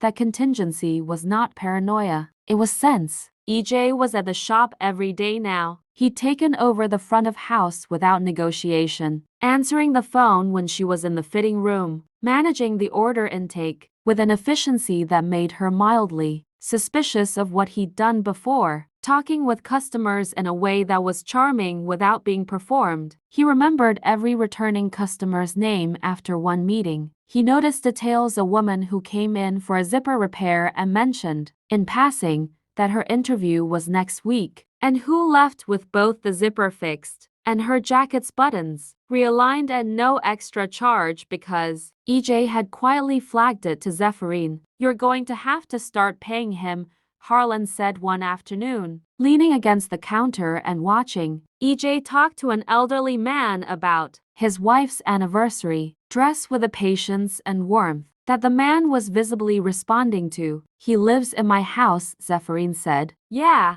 that's not a salary. He won't take money. I've tried. He's going to remember, you know, Harlan said quietly. More, maybe all of it. And when he does, I know, she said, Are you ready for that? She looked at EJ across the shop. I don't think ready is a thing you get to be, she said. I think you just choose to be in it anyway. Harlan was quiet for a moment. Your mom teach you that? No, she said. He did. She went back to work. Celia Vaughn sat in the conference room on the 38th floor of the Meridian Tower with her attorney on one side and her composure firmly intact. And Mirabelle watched through the feed and thought, she actually believes it worked. Rosalind Vane was across the table, and Rosalind, who knew nothing about Celia's role in any of this, who believed, as everyone officially believed, that Edward had simply vanished, was looking at Celia Vaughn with the expression of someone who found the other person's presence morally questionable but couldn't yet say why. The estate cannot be moved forward without confirmation of death, Rosalind said, for the third time in 40 minutes. Or confirmation of incapacity, Celia's attorney said pleasantly. He's been missing 5 months. There has been no body, no confirmed. The precedent in cases of absence without communication. He has been missing for 5 months, Rosalind repeated, and in her voice was like a woman forcing herself to stay in the room when every instinct was telling her to burn it down. We are not declaring him dead because it is convenient. Celia was quiet throughout this exchange. She held her coffee cup she hadn't touched the coffee, and she looked out the window at the gray March sky with the expression of someone who had done their grieving and arrived at acceptance, which Mirabelle now read as the expression of someone who was waiting for a finishing line to cross. After the meeting in the elevator, Celia pulled out her phone. She texted one number. Mirabelle, who had access to more than she should, saw the text 36 hours later through a chain of access she would never fully explain to anyone. It said, "They're stalling. Need the timeline moved. What's taking so long on your end?" The response from a number that routed to Desmond Voss said, "Body never confirmed. Being careful. Trust the process." Mirabelle photographed both messages on her personal phone. Then she called Dot. "It's time," she said. "He needs to know. Not everything, but enough. They're going to move against the estate. If he doesn't surface officially, legally in the next few weeks, they win by default." Dot was quiet for a long time. "There's someone here who loves him," Dot said finally. "And he loves her. And he doesn't know yet what loving him is going to cost her once the world finds out who he is." "I know," Mirabelle said, "but staying hidden is going to cost him everything he built. And her too, in the end, because he'll blame himself." "I'll tell him tonight," Dot said.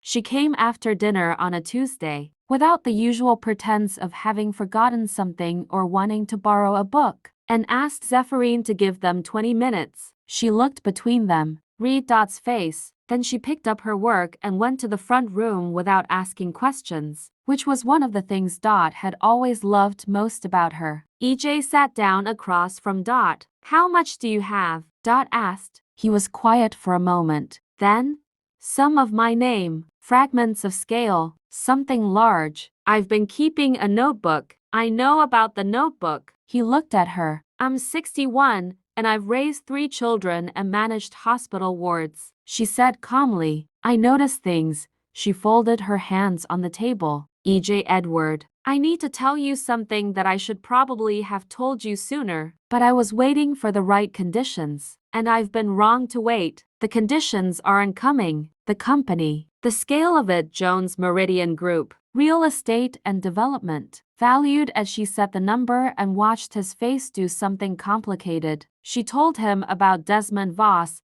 She told him about the estate proceedings. She did not tell him about Celia. She decided, in the moment, that one thing at a time was enough. He sat very still throughout. His hands were flat on the table. His face was doing the thing that internal processing, the wall cracking under the weight of something it couldn't contain anymore. She watched memory move through him, and she didn't rush it. When she finished, the kitchen was silent for a long time. "Say something," she said gently. "I own a building," he said, which was not quite what she'd expected. "Several, I believe. I run a company. a large one. And someone, he stopped. Someone paid to have me killed. Yes, he looked at his hands. And if I go back, you need to go back. But carefully. With what Mirabelle has found, she paused. There is a young woman in New York who has been building a case for you for 5 months. She works for you, your assistant. She took a significant personal risk. He absorbed this. I have an assistant, apparently a very good one. He looked toward the front room. The sound of Zephyrine sewing machine, the small mechanical rhythm of it, familiar as a heartbeat. She doesn't know any of this, he said. No, I have to tell her. Yes, Dot said. You do, tonight? He nodded slowly. He looked at the table for a moment more. Then he said something that Dot would think about for a long time afterward. I don't want to be Edward Jones,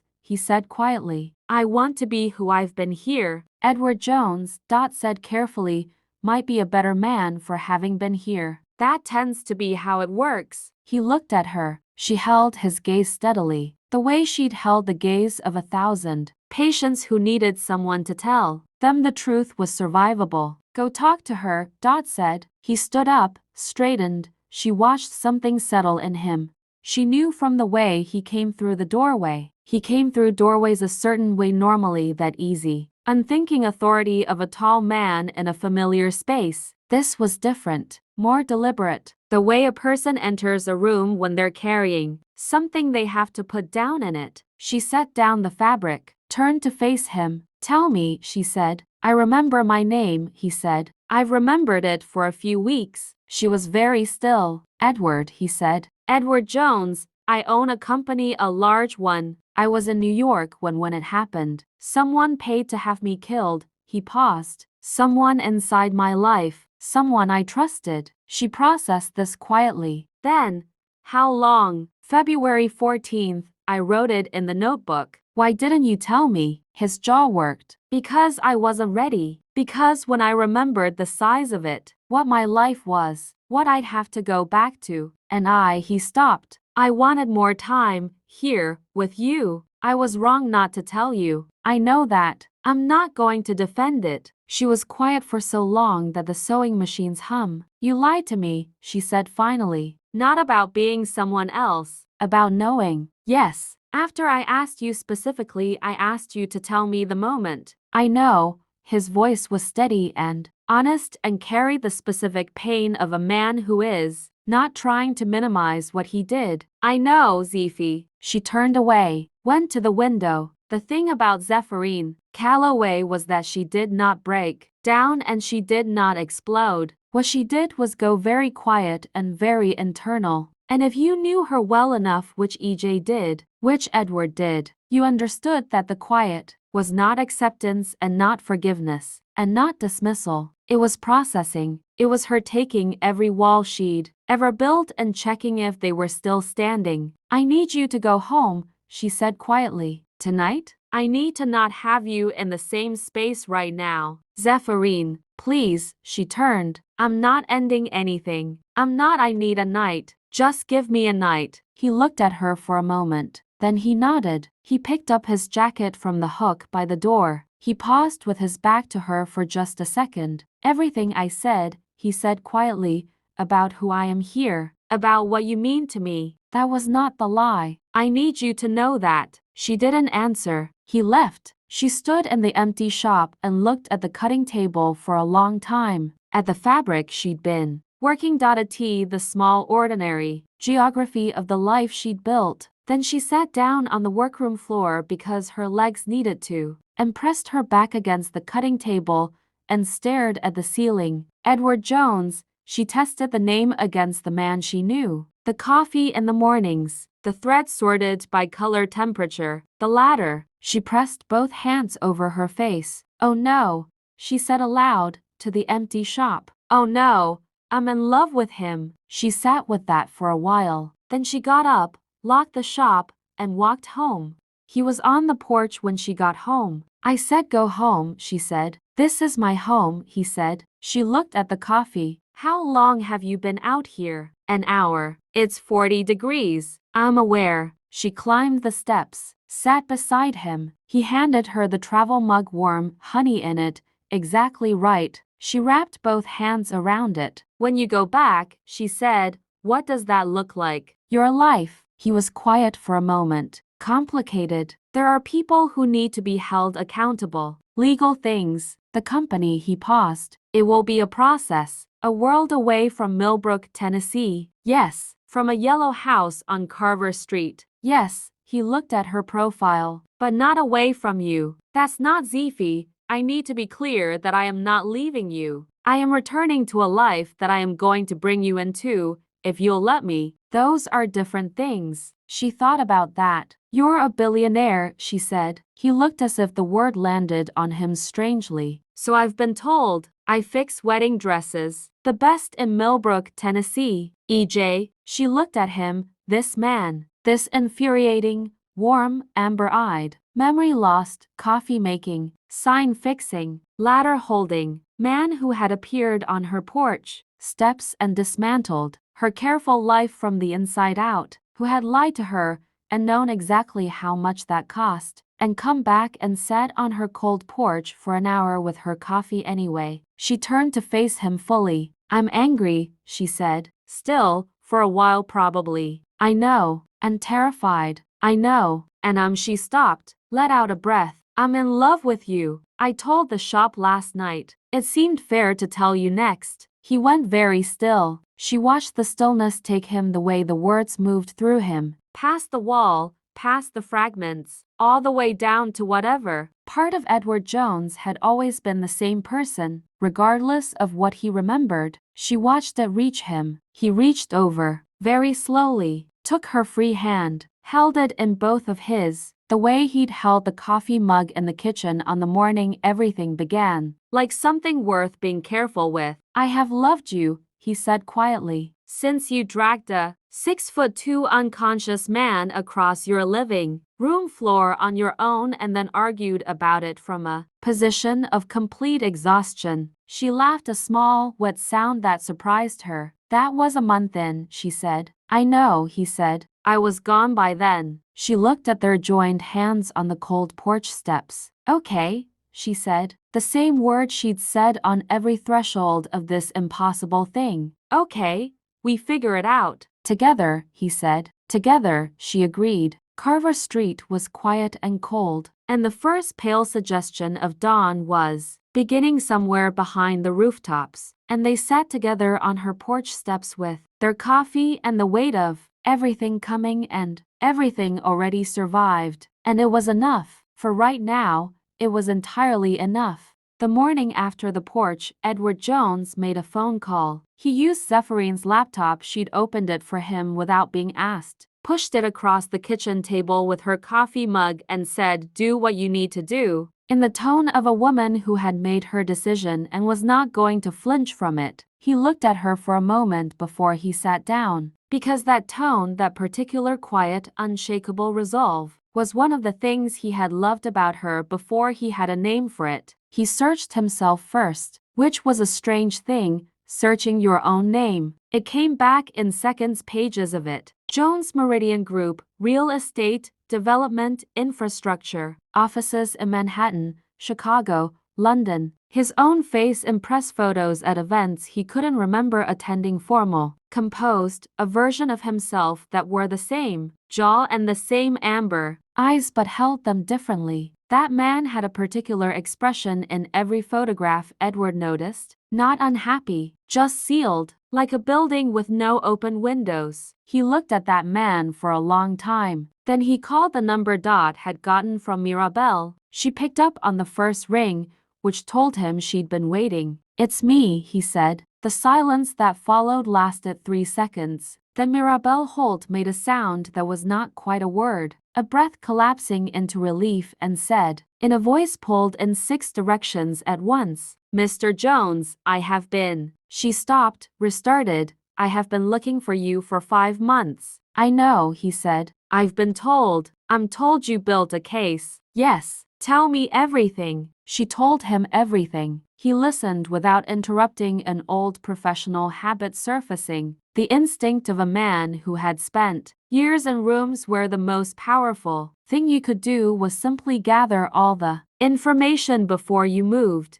He took notes on the back of a fabric receipt he'd found on the table. His handwriting was decisive and angular, and he recognized it as his own the way he recognized the architecture of his own face in the press photos objectively. From the outside, when Mirabelle finished, the kitchen was quiet. "Celia," he said. "Yes, sir." "And Desmond Voss, I have the texts. I have the financial routing for the hire. I have the security footage gap and the rental car registration. It's enough." A pause, careful. "It's more than enough." He was quiet for a moment. He was not feeling what he expected to feel. He expected rage or grief, or the particular cold of betrayal. What he felt instead was something calmer and more final, like a door closing on a room he hadn't realized he'd already left. "What do I need to do?" he said. "Come back," Mirabelle said. "With me there, and what I have, and your own testimony, we dismantle everything they've built in the past 5 months. The estate proceedings stop, control returns." And then another careful pause. "We let the law handle the rest." "How long do I have before it becomes urgent?"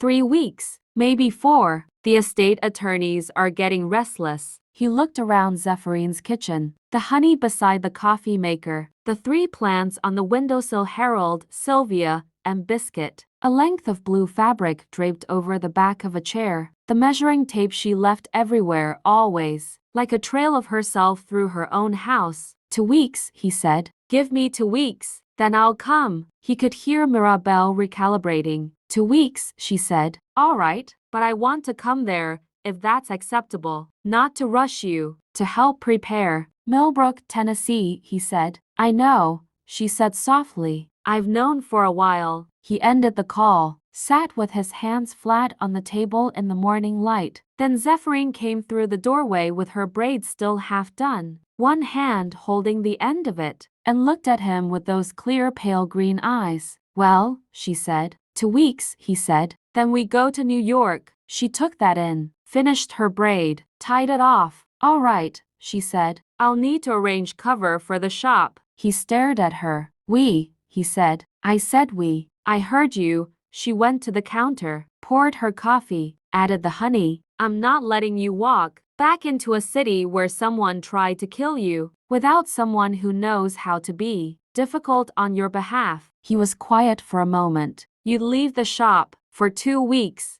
Harlan's wife, Bettina, she can manage the front of house. She's been in twice with alterations, and she knows the system." She turned and leaned against the counter, both hands around her mug, looking at him with that expression, the one he'd been living inside for months. The one that said, "I have run the math and made my decision, and you can trust me." "Zephy," he said quietly. "Don't thank me," she said. "You owe me significantly more than gratitude at this point. You can start thinking about what that looks like." The corner of his mouth moved. The corner of her mouth moved. 2 weeks, she thought. 2 weeks before the world he'd come from arrived to collect him. She was going to make them count.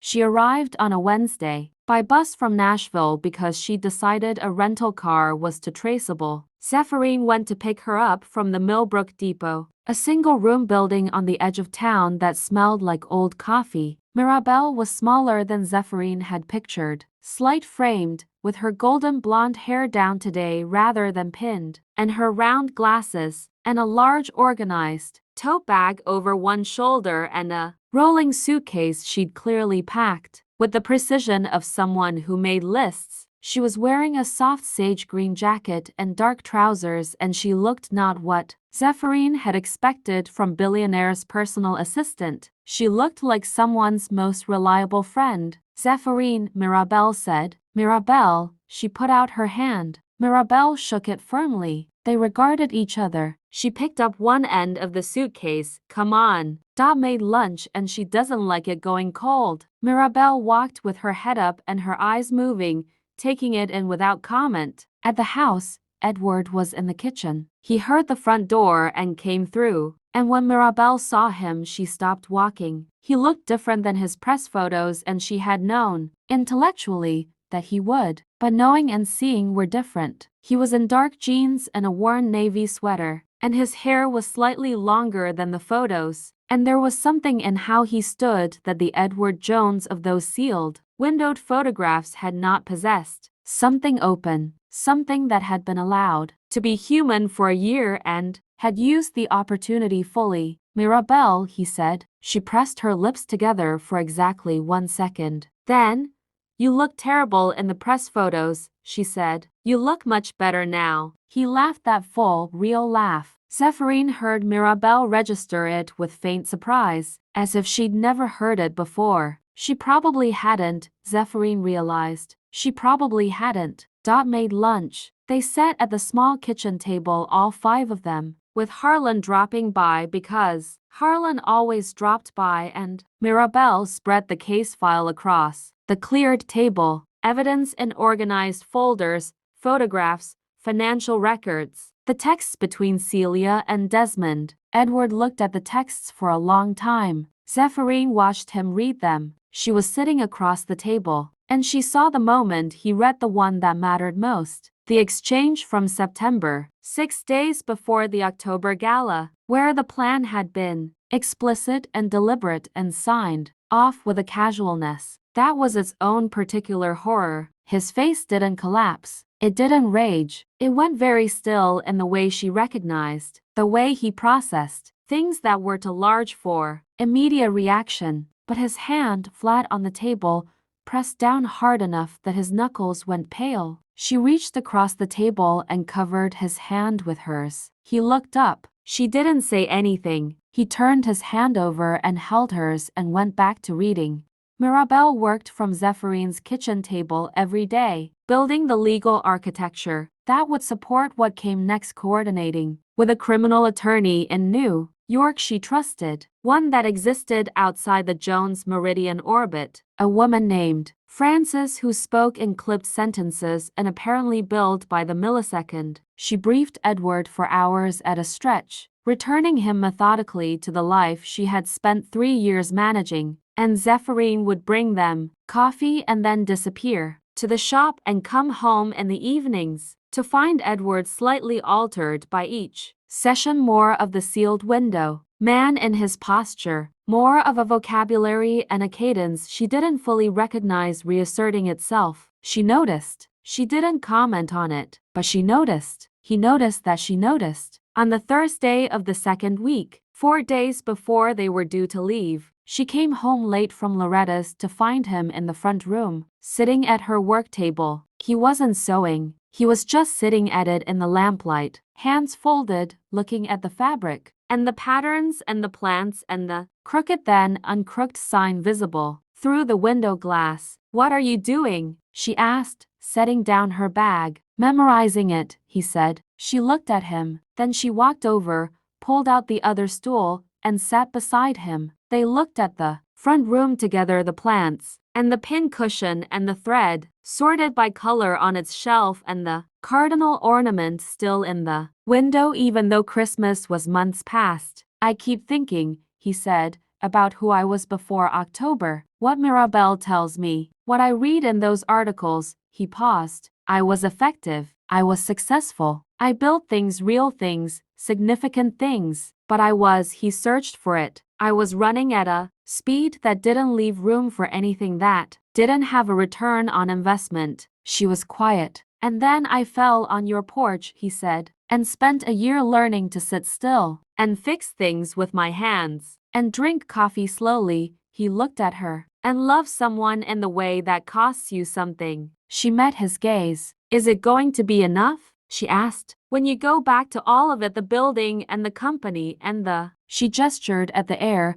meaning everything he came from. "Is who you've been here going to survive contact with who you were?" "I don't know," he said, and she respected it more than any other answer would have deserved. "But I know that I am not going back to who I was." That man was nearly killed by people who thought he was worth more dead than alive. "I'd like to not be that man anymore." She looked at him for a long moment. At Edward Jones in her sewing room at midnight. "You know what I think," she said. "Tell me." "I think you were always this person underneath it. I think you just needed somewhere to stop running long enough for it to surface." He looked at her, that full amber gaze, no sealed window, completely open. "Marry me," he said. The room went very quiet. EJ, not today, he said immediately. Not tomorrow. Not as a grand gesture. Just I want you to know that's the direction I'm facing. That when all of this is resolved, and the dust settles and you've had time to see what my actual life looks like and decide if you can bear it. He reached out and tucked a loose strand of auburn hair behind her ear with careful fingers. I'm facing that direction. I want you to know. She looked at him for a long time. The lamp was warm and the front room smelled like fabric and the candle she burned on slow days and the particular, livable ordinary specific smell of her life. Ask me again, she said finally, when there isn't a criminal case pending and we've both slept a full night. That's not a no, he said. That is definitely not a no, she said. He took her hand and held it and they sat together at the work table in the lamplight. And outside on Maple Street the town went quietly about its night, indifferent and unhurried,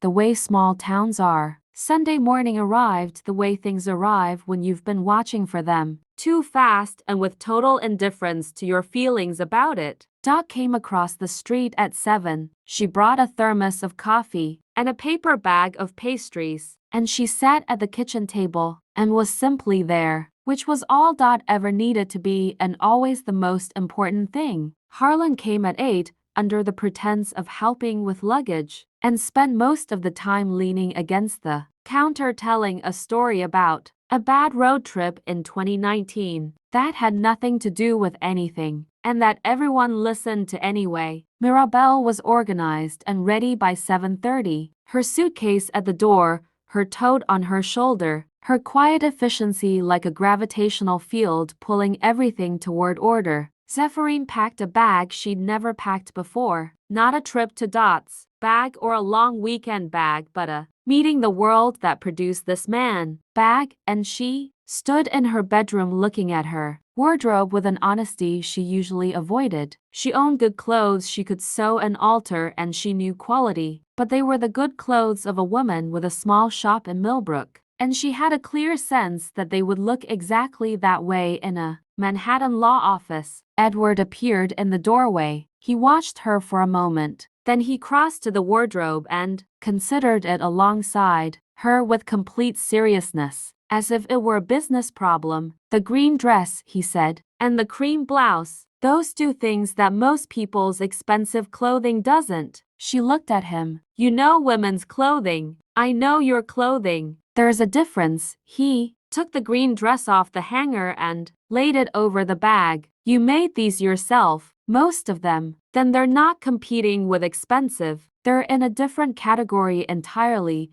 He looked at her. You're going to walk into every room in New York. She let out a breath she'd been holding. You're very good at that. At what? Turning the thing I'm afraid of into the thing I shouldn't worry about. He reached out and squeezed her hand once briefly. The way you press something into someone's palm to make sure they've got it. The goodbyes on the porch were the kind that take longer than expected, because nobody has quite finished saying what they mean. Dot held Zephyrine face in both hands, a thing she'd never done before, and said, quietly, in just her ear, your mother would be so proud, not of what you're doing, of who you've become while doing it. Zephyrine pressed her lips together hard and nodded. Harlan shook Edward's hand, then, after a beat, pulled him into a brief and slightly awkward hug that Edward returned without hesitation, and that said everything neither of them would articulate. You come back, Harlan said. We come back, Edward said. Harlan looked past him at Zephyrine. She brings him back, Harlan said. Always, she said. The car came a service Mirabelle had arranged, quiet and dark, and they put the luggage in, and Zephyrine stood on the porch of her yellow house on Carver Street for one long moment and looked at it, the sign, the porch railing Edward had painted, the steps where she'd found him, the cardinal still in the window. She got in the car. She didn't look back, because looking back had never been her way, but she held the image of it, the whole of it, the ordinary extraordinary year of it somewhere behind her sternum, where she kept the things that mattered most. The car moved off down Carver Street. The town went about its morning. New York arrived at them like a physical force. Zephyrine had been once 15 years old, a school trip to days. So overwhelmed she'd spent most of it staring at her shoes. She'd forgotten the particular aggression of it. The way the buildings didn't let the sky breathe. The density of motion and sound and intention. Everyone moving as if they had been specifically assigned a direction and were late for it. Edward moved through it differently than she'd expected. Not with the ease of the press photo man, not sealed and unaffected, but with a kind of careful awareness, like someone returning to a place after a long absence and finding that it is both exactly what they remembered and completely foreign. He held her hand through the car from the airport. His grip was steady. She suspected she was the one benefiting from that. They went directly to the attorney's office, Francis O'Corey's firm. Midtown,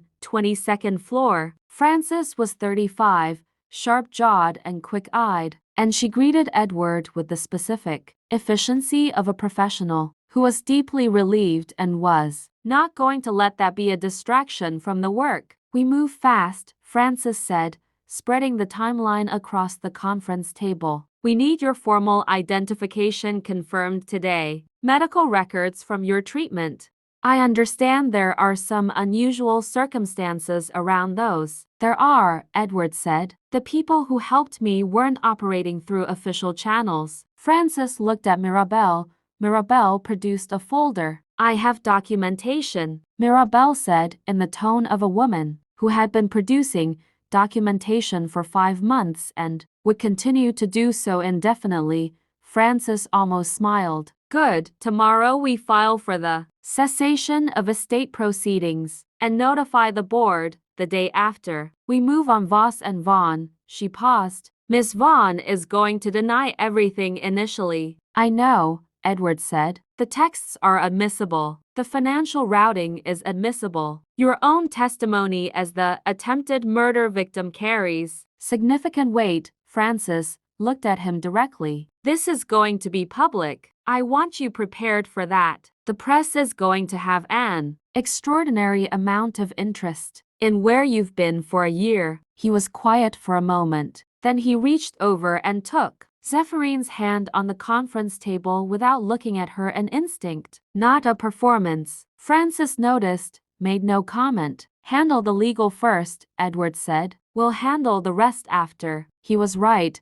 but the rest arrived before they'd finished with the legal. It always did. Celia Vaughn got 12 hours' notice. That was Francis's decision, calculated and deliberate. Enough time for Celia to know it was coming. Not enough time to build a proper defense before the legal machinery was already moving. 12 hours, Francis said, was a psychological interval, long enough to panic, short enough to not recover from it. They met in a conference room on the 38th floor of Jones Meridian Tower, Edward's building. His table, his room, a geography that should have been an advantage. Celia arrived with her attorney and that composed, honey blonde grace, wearing charcoal this time instead of ivory, and she walked through the door and saw Edward Jones sitting alive and present at the head of his own table. She stopped walking. Zephyrine was there. She hadn't planned to be. Edward had not asked her specifically,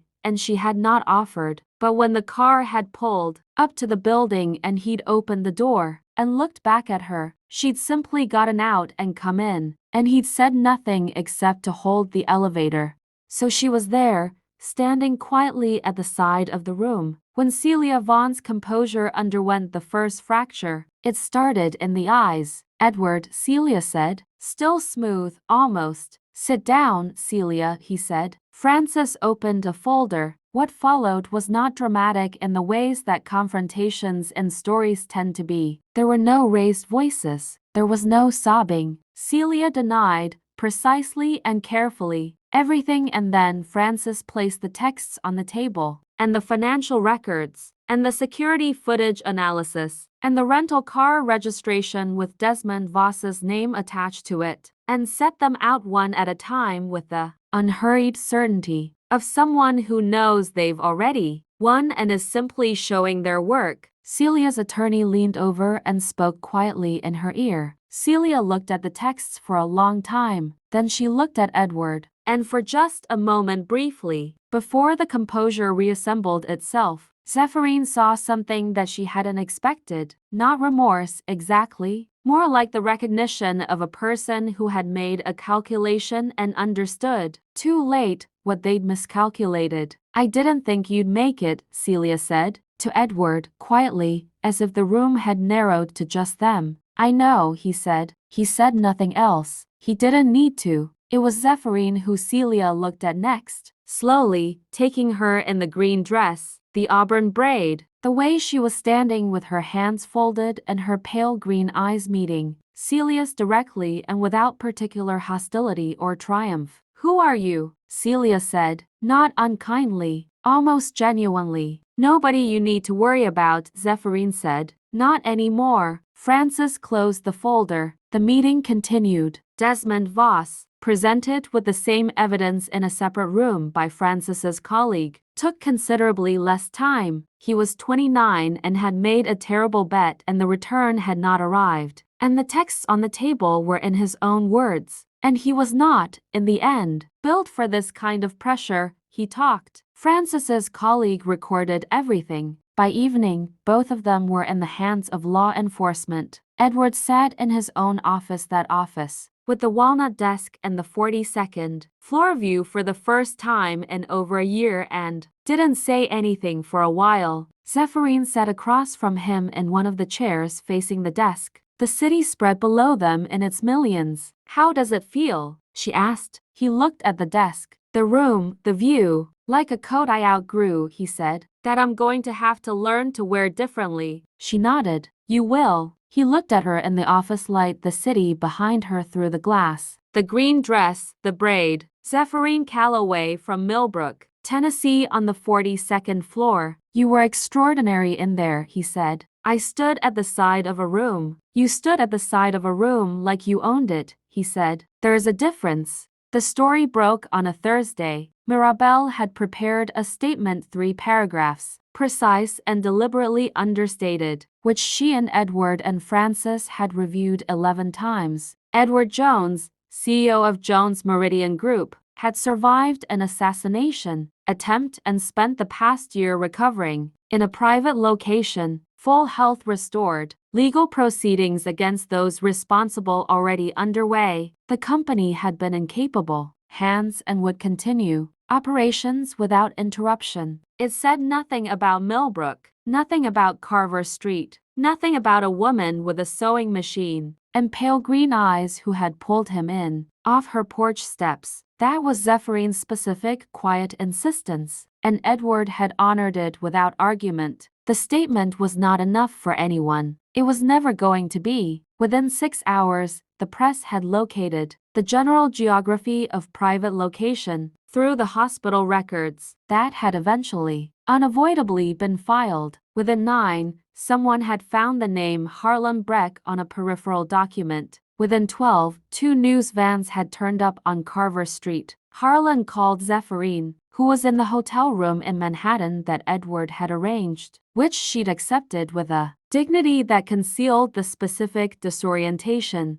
of a room that cost more per night than her monthly rent, and said, with some urgency, there are people with cameras outside your house. She called Dot. Dot said, I've made tea and told them the porch is private property. She called Edward. He was in the building dealing with the board, but he picked up onto rings. She could hear the sounds of controlled corporate movement around him. They're at the house, she said. A beat, I know. I'm sorry. I should have. Don't apologize, she said. It's happening. What do we do? Nothing, he said. You do nothing. Francis's team is managing the narrative. Don't speak to them. Don't respond. Let Dot be terrifying, which she will be without assistance. He paused. Are you all right? She looked at the hotel room, the view, the distance from everything she knew. I will be, she said. Finish your meeting. She hung up and went to the window and looked at Manhattan, all that compressed, indifferent ambition, and thought about Carver Street with news vans on it and Dot deploying 71 years of firmly held opinions against journalists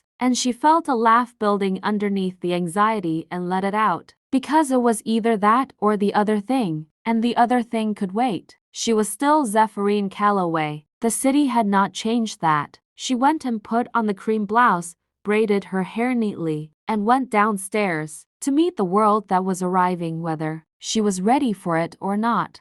It was Mirabelle who suggested it, quietly, over coffee in Francis's conference room on the 5th day, with the careful framing of someone who had thought about it for 24 hours before speaking. One interview, Mirabelle said, "On your terms, controlled environment, journalist of your choosing. Tell the story before the story gets told for you." She glanced at Zephyrine. "Both of your stories." "Absolutely not," Zephyrine said. "She's right," Edward said. To Zephyrine, she looked at him. "The version that's being assembled from public records and Harlan's property line is not the real story," he said. "And the real story, the actual story, is the one that protects you. If you're just a woman who helped me, the press makes you a footnote. If you're who you actually are," he paused, "you're not a footnote." She was quiet for a long time. "I don't know how to do interviews," she said. "You know how to tell the truth," he said. "That's the only skill it requires." The interview was 3 days later. A journalist named Petra Wills, mid-career, known for long-form pieces that ran in 2 national outlets, with a reputation for not editing the humanity out of her subjects. She met them in a private room, not a studio. No cameras, just a recorder. She was 32, unhurried, with sharp eyes and the specific quality of attention that good interviewers and good seamstresses shared. Finding the structure underneath the surface, Zephyrine talked for 2 hours. She told the truth, not all of it, not the private architecture of it, but the shape. A man on her porch steps, a choice. 5 months of careful,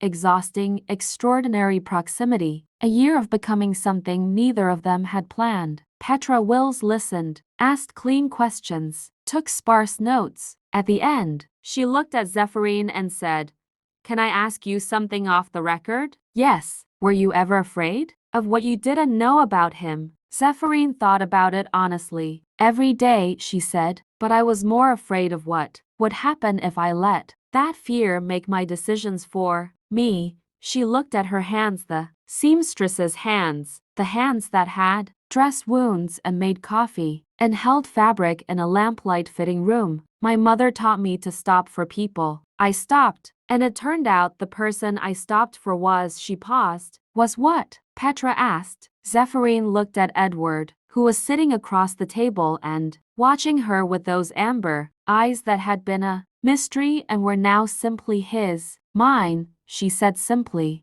The piece ran on a Sunday. Mirabelle read it first. She read everything first, always, and then she brought it to the hotel room where Edward and Zephyrine were having breakfast, sliding her phone across the table without saying anything. The headline was, "The Year He Disappeared and the Woman Who Brought Him Back." It was not what Zephyrine had expected. It was not what she'd feared. Petra Wills had written it the way the best journalism is written, not dramatizing what was already dramatic, not reducing what was already complex, not turning a real thing into a simpler one for the sake of a cleaner story. She had written Zephyrine as she was, a 24-year-old woman with a sewing shop and a second-hand first aid kit, and a promise to her mother. She had written EJ as what he'd been, not the billionaire, not the missing CEO, but the man who'd sorted thread by color temperature and fixed a crooked sign and sat on a cold porch with 2 coffees waiting. She had written it like a love story, because that was what it was. The response was much. By Monday afternoon, Thimble and Thread had 1,700 Instagram followers. Zephyrine did not have an Instagram account. Mirabelle, who had anticipated this,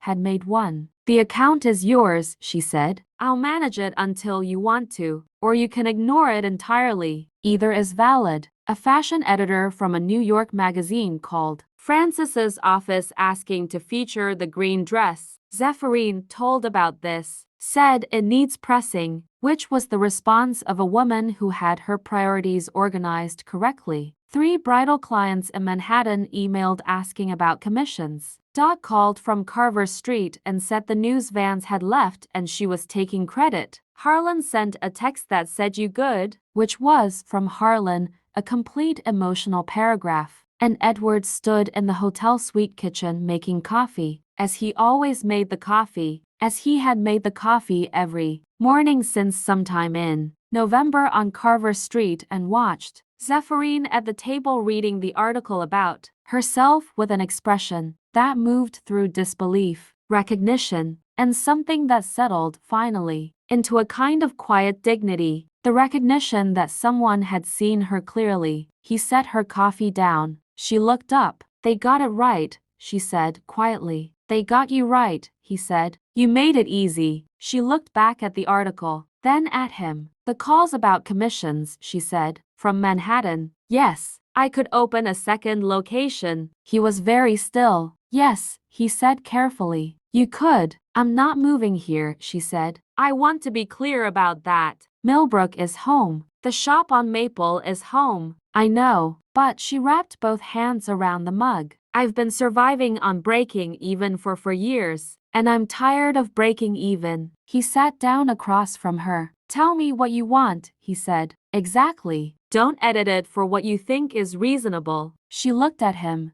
"I want to grow," she said. "The real work, restoration, couture alterations, bridal. I want to be taken seriously. I want to take on the commissions I've been turning away because I didn't have the capacity." She paused. "I want a studio, not a storefront, an actual workspace in Millbrook, so the community keeps the benefit, and maybe eventually something small here." He listened to every word. "Done," he said. "Edward, this is not me fixing your life. This is me being useful to the person I love in ways that are mine to offer." He held her gaze. "You pulled me off a porch. Let me do this." She looked at him for a long time. "The studio in Millbrook first," she said. "First," he agreed. She picked up her coffee. "You're still sleeping in the back bedroom when we get home," she said. He raised an eyebrow. "Until," she said primly, "we have a conversation that involves Dot." And a question that was asked on a Thursday night in my sewing room. "And a better night's sleep than either of us have had this week." He smiled fully, the one she'd been collecting since December, the one that the press photos had never caught. "I can work with that," he said. They came back to Millbrook on a Tuesday, 3 weeks after they'd left, in a car that was considerably quieter than the city they'd spent it in. The town was exactly as they'd left it, unhurried and small and entirely itself. The maples on Carver Street had the first suggestion of spring, green at their tips. Mrs. Aldridge's cat, the very cat whose howling had sent Zephyrine to the porch on the night that began all of this, was sitting on the mailbox in the afternoon sun with the profound indifference of an animal that has never concerned itself with consequence. The yellow house looked like itself. The porch railing was still the color Edward had painted it. The cardinal was still in the window. Dot was on her own porch across the street, in her burgundy cardigan, with a cup of tea, and she watched them get out of the car with an expression that was completely composed and completely undone at the same time. If you knew how to read her, which Zephyrine did, Dot put both arms around her and held on. And Zephyrine, who had held herself together through 5 days of New York with absolute determination, pressed her face against Dot's shoulder and allowed herself briefly, completely, to come apart at the seams and then be held together by someone else. "You did good," Dot said into her hair. "Both of you. You did so good." Edward stood a respectful few feet away. Dot extended one arm from around Zephyrine and he stepped in. And there were 3 of them on Carver Street in the April afternoon. And the cat watched from the mailbox with sovereign disinterest. Harlan appeared from somewhere and pretended he just happened to be driving past, which was transparently untrue and which nobody called out, because that was the particular grace of people who understood each other. They went inside. Dot made tea. Harlan ate everything in the refrigerator. Mirabelle, who had flown back to New York to manage the week's operational handover, had sent a plant a potted fern with a note that said for Harold, Sylvia and Biscuit's new sibling. She needs a good name. Zephyrine put it on the windowsill and named it Francis, which felt appropriate. That evening, when Dot and Harlan had gone home and the house was its quiet self again, Zephyrine sat at her work table in the front room with the lamp on and her hands in her lap and looked at the life she'd built and the life that had arrived and tried to understand how they had become. Without her fully noticing one single thing, Edward came in from the kitchen, set down 2 cups of tea, sat beside her on the other stool. They sat for a while in the comfortable familiar silence of 2 people who had learned each other in the most honest possible conditions. Then Zephyrine reached under the work table and pulled out the old spiral notebook, the one she'd given him without knowing it, the one he'd filled from the back half with his returning self. She set it on the table between them. He looked at it. You kept it. Of course I kept it. She turned it to the page dated February 14th, the entry that said Edward Jones, written in his angular handwriting in the early morning when he'd thought she was asleep. She looked at the name, then at him. Ask me again, she said. He looked at her. He understood immediately. She watched him understand, the amber eyes going warm and certain and completely without reservation. He took her hand off the notebook, held it in both of his. Zephyrine Calloway, he said, quietly, not performing it, just saying it the way he said her name when it mattered, like something being kept safe. Would you marry me? Outside on Carver Street, the April evening was mild and unhurried. Mrs. Aldridge's cat had moved to the porch. The cardinal caught the last of the day's light in the window. Harold, Sylvia, Biscuit, and Francis sat together on the sill in their particular plant hierarchy and did what plants do, grew silently toward whatever light was available. Yes, she said. He brought her hand to his mouth and pressed his lips against her knuckles. Not dramatically, just fully, the way he did everything she'd seen him do in this house and this shop and this life, with complete unhurried intention. Good, he said. Yes, she said again,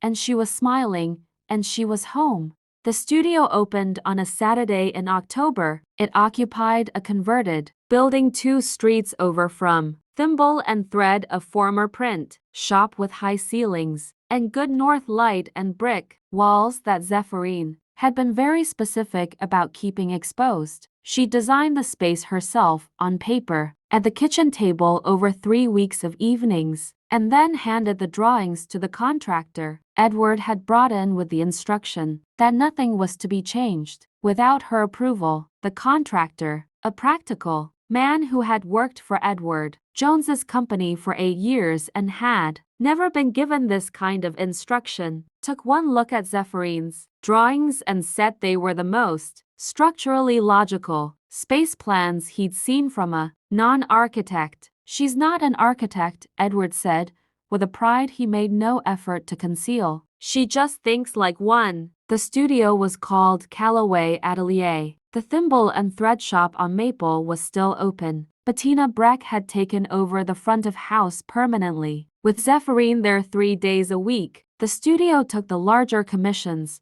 restoration work, bridal couture. The New York clients who had been calling since the article. There were 2 full-time assistants, both local, both trained by Zephyrine, over the summer with the intensity of a woman who had been carrying her knowledge alone for too long and was ready to share it. The opening was a Saturday morning in October the same month. A year later, almost to the week, Dot was there in her best navy cardigan. Harlan was there, consuming the event food at a rate that suggested he viewed catered occasions as a personal opportunity. Mirabelle had come down from New York. She had a habit of appearing in Millbrook now, which nobody had objected to, and which had produced a particular, developing warmth between herself and Harlan that nobody was discussing yet, but that Dot tracked with serene satisfaction. Edward stood at the back of the room and watched Zephyrine move through it. She wore a dress she'd made the week before, ivory, structured with a green detail at the collar that she'd put in without telling him, and that he recognized as the color of her eyes. She was talking with the Millbrook mayor's wife about restoration work, and with the 3 ladies from the Historical Society who had found reasons to come to her shop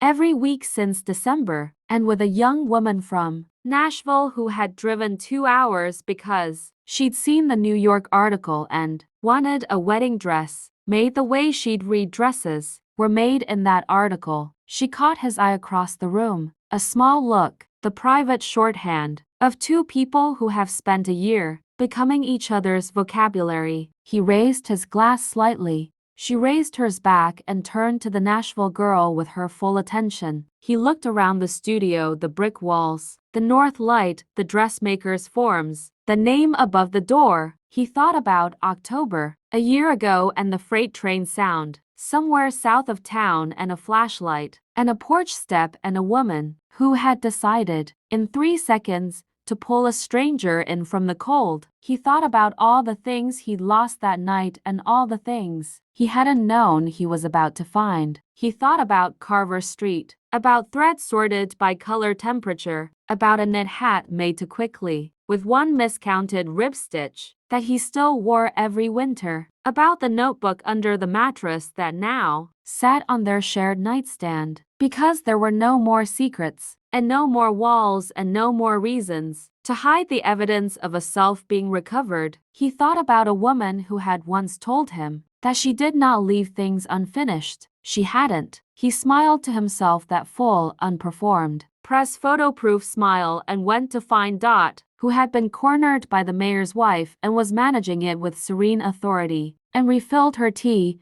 and stood beside her the way you stand beside family. Outside on the street, Millbrook went about its Saturday. The sign above the door, Calloway Atelier, dark green on cream, perfectly level, painted by Zephyrines' own hand, caught the October light. Inside, someone started playing music. It was a good day. Nobody who knew Zephyrine Calloway expected her to have a big wedding. She didn't. She had an October one. Exactly 2 years to the day from the night she'd found him on her porch steps. Same amber streetlights, same bare branched maples on Carver Street, same cold that made your breath visible. She married Edward Jones in Dot's backyard, which Mirabelle had spent 2 weeks quietly transforming into something that looked like a dream someone had while reading a very good book. String lights in the oak trees, long wooden tables with cream candles burning low, wildflowers in old glass jars, nothing arranged,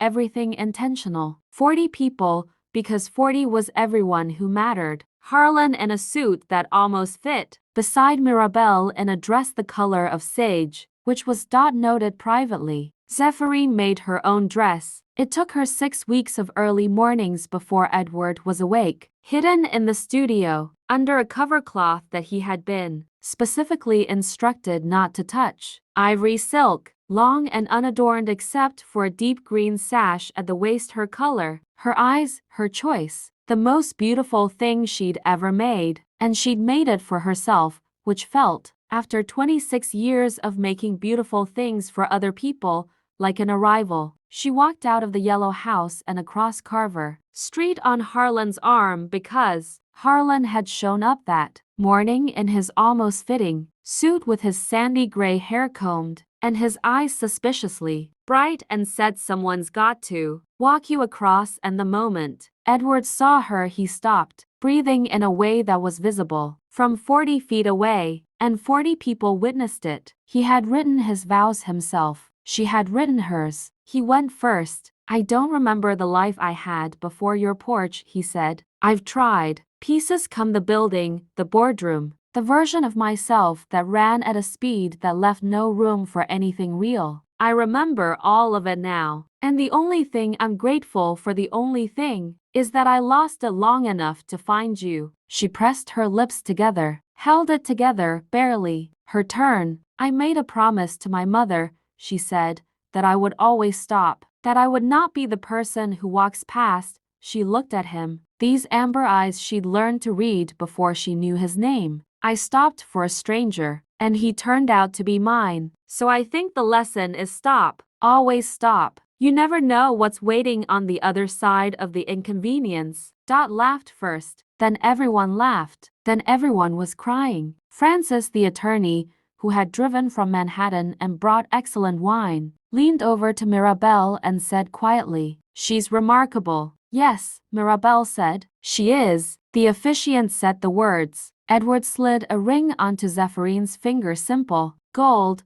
with a small green stone the color of her eyes, which he'd chosen himself and which she hadn't seen until this moment. She looked at it, looked at him. "You're going to make me ruin this dress," she whispered. "It'll survive," he said. "You made it." He kissed her under the oak trees on Carver Street, while 40 people who loved them made more noise than was strictly necessary, and Mrs. Aldridge's cat watched from the fence, with its customary sovereign indifference, and the candles burned low in their glass jars, and the string lights held steady in the dark. 2 years, one porch step, one choice, that was all it had ever taken.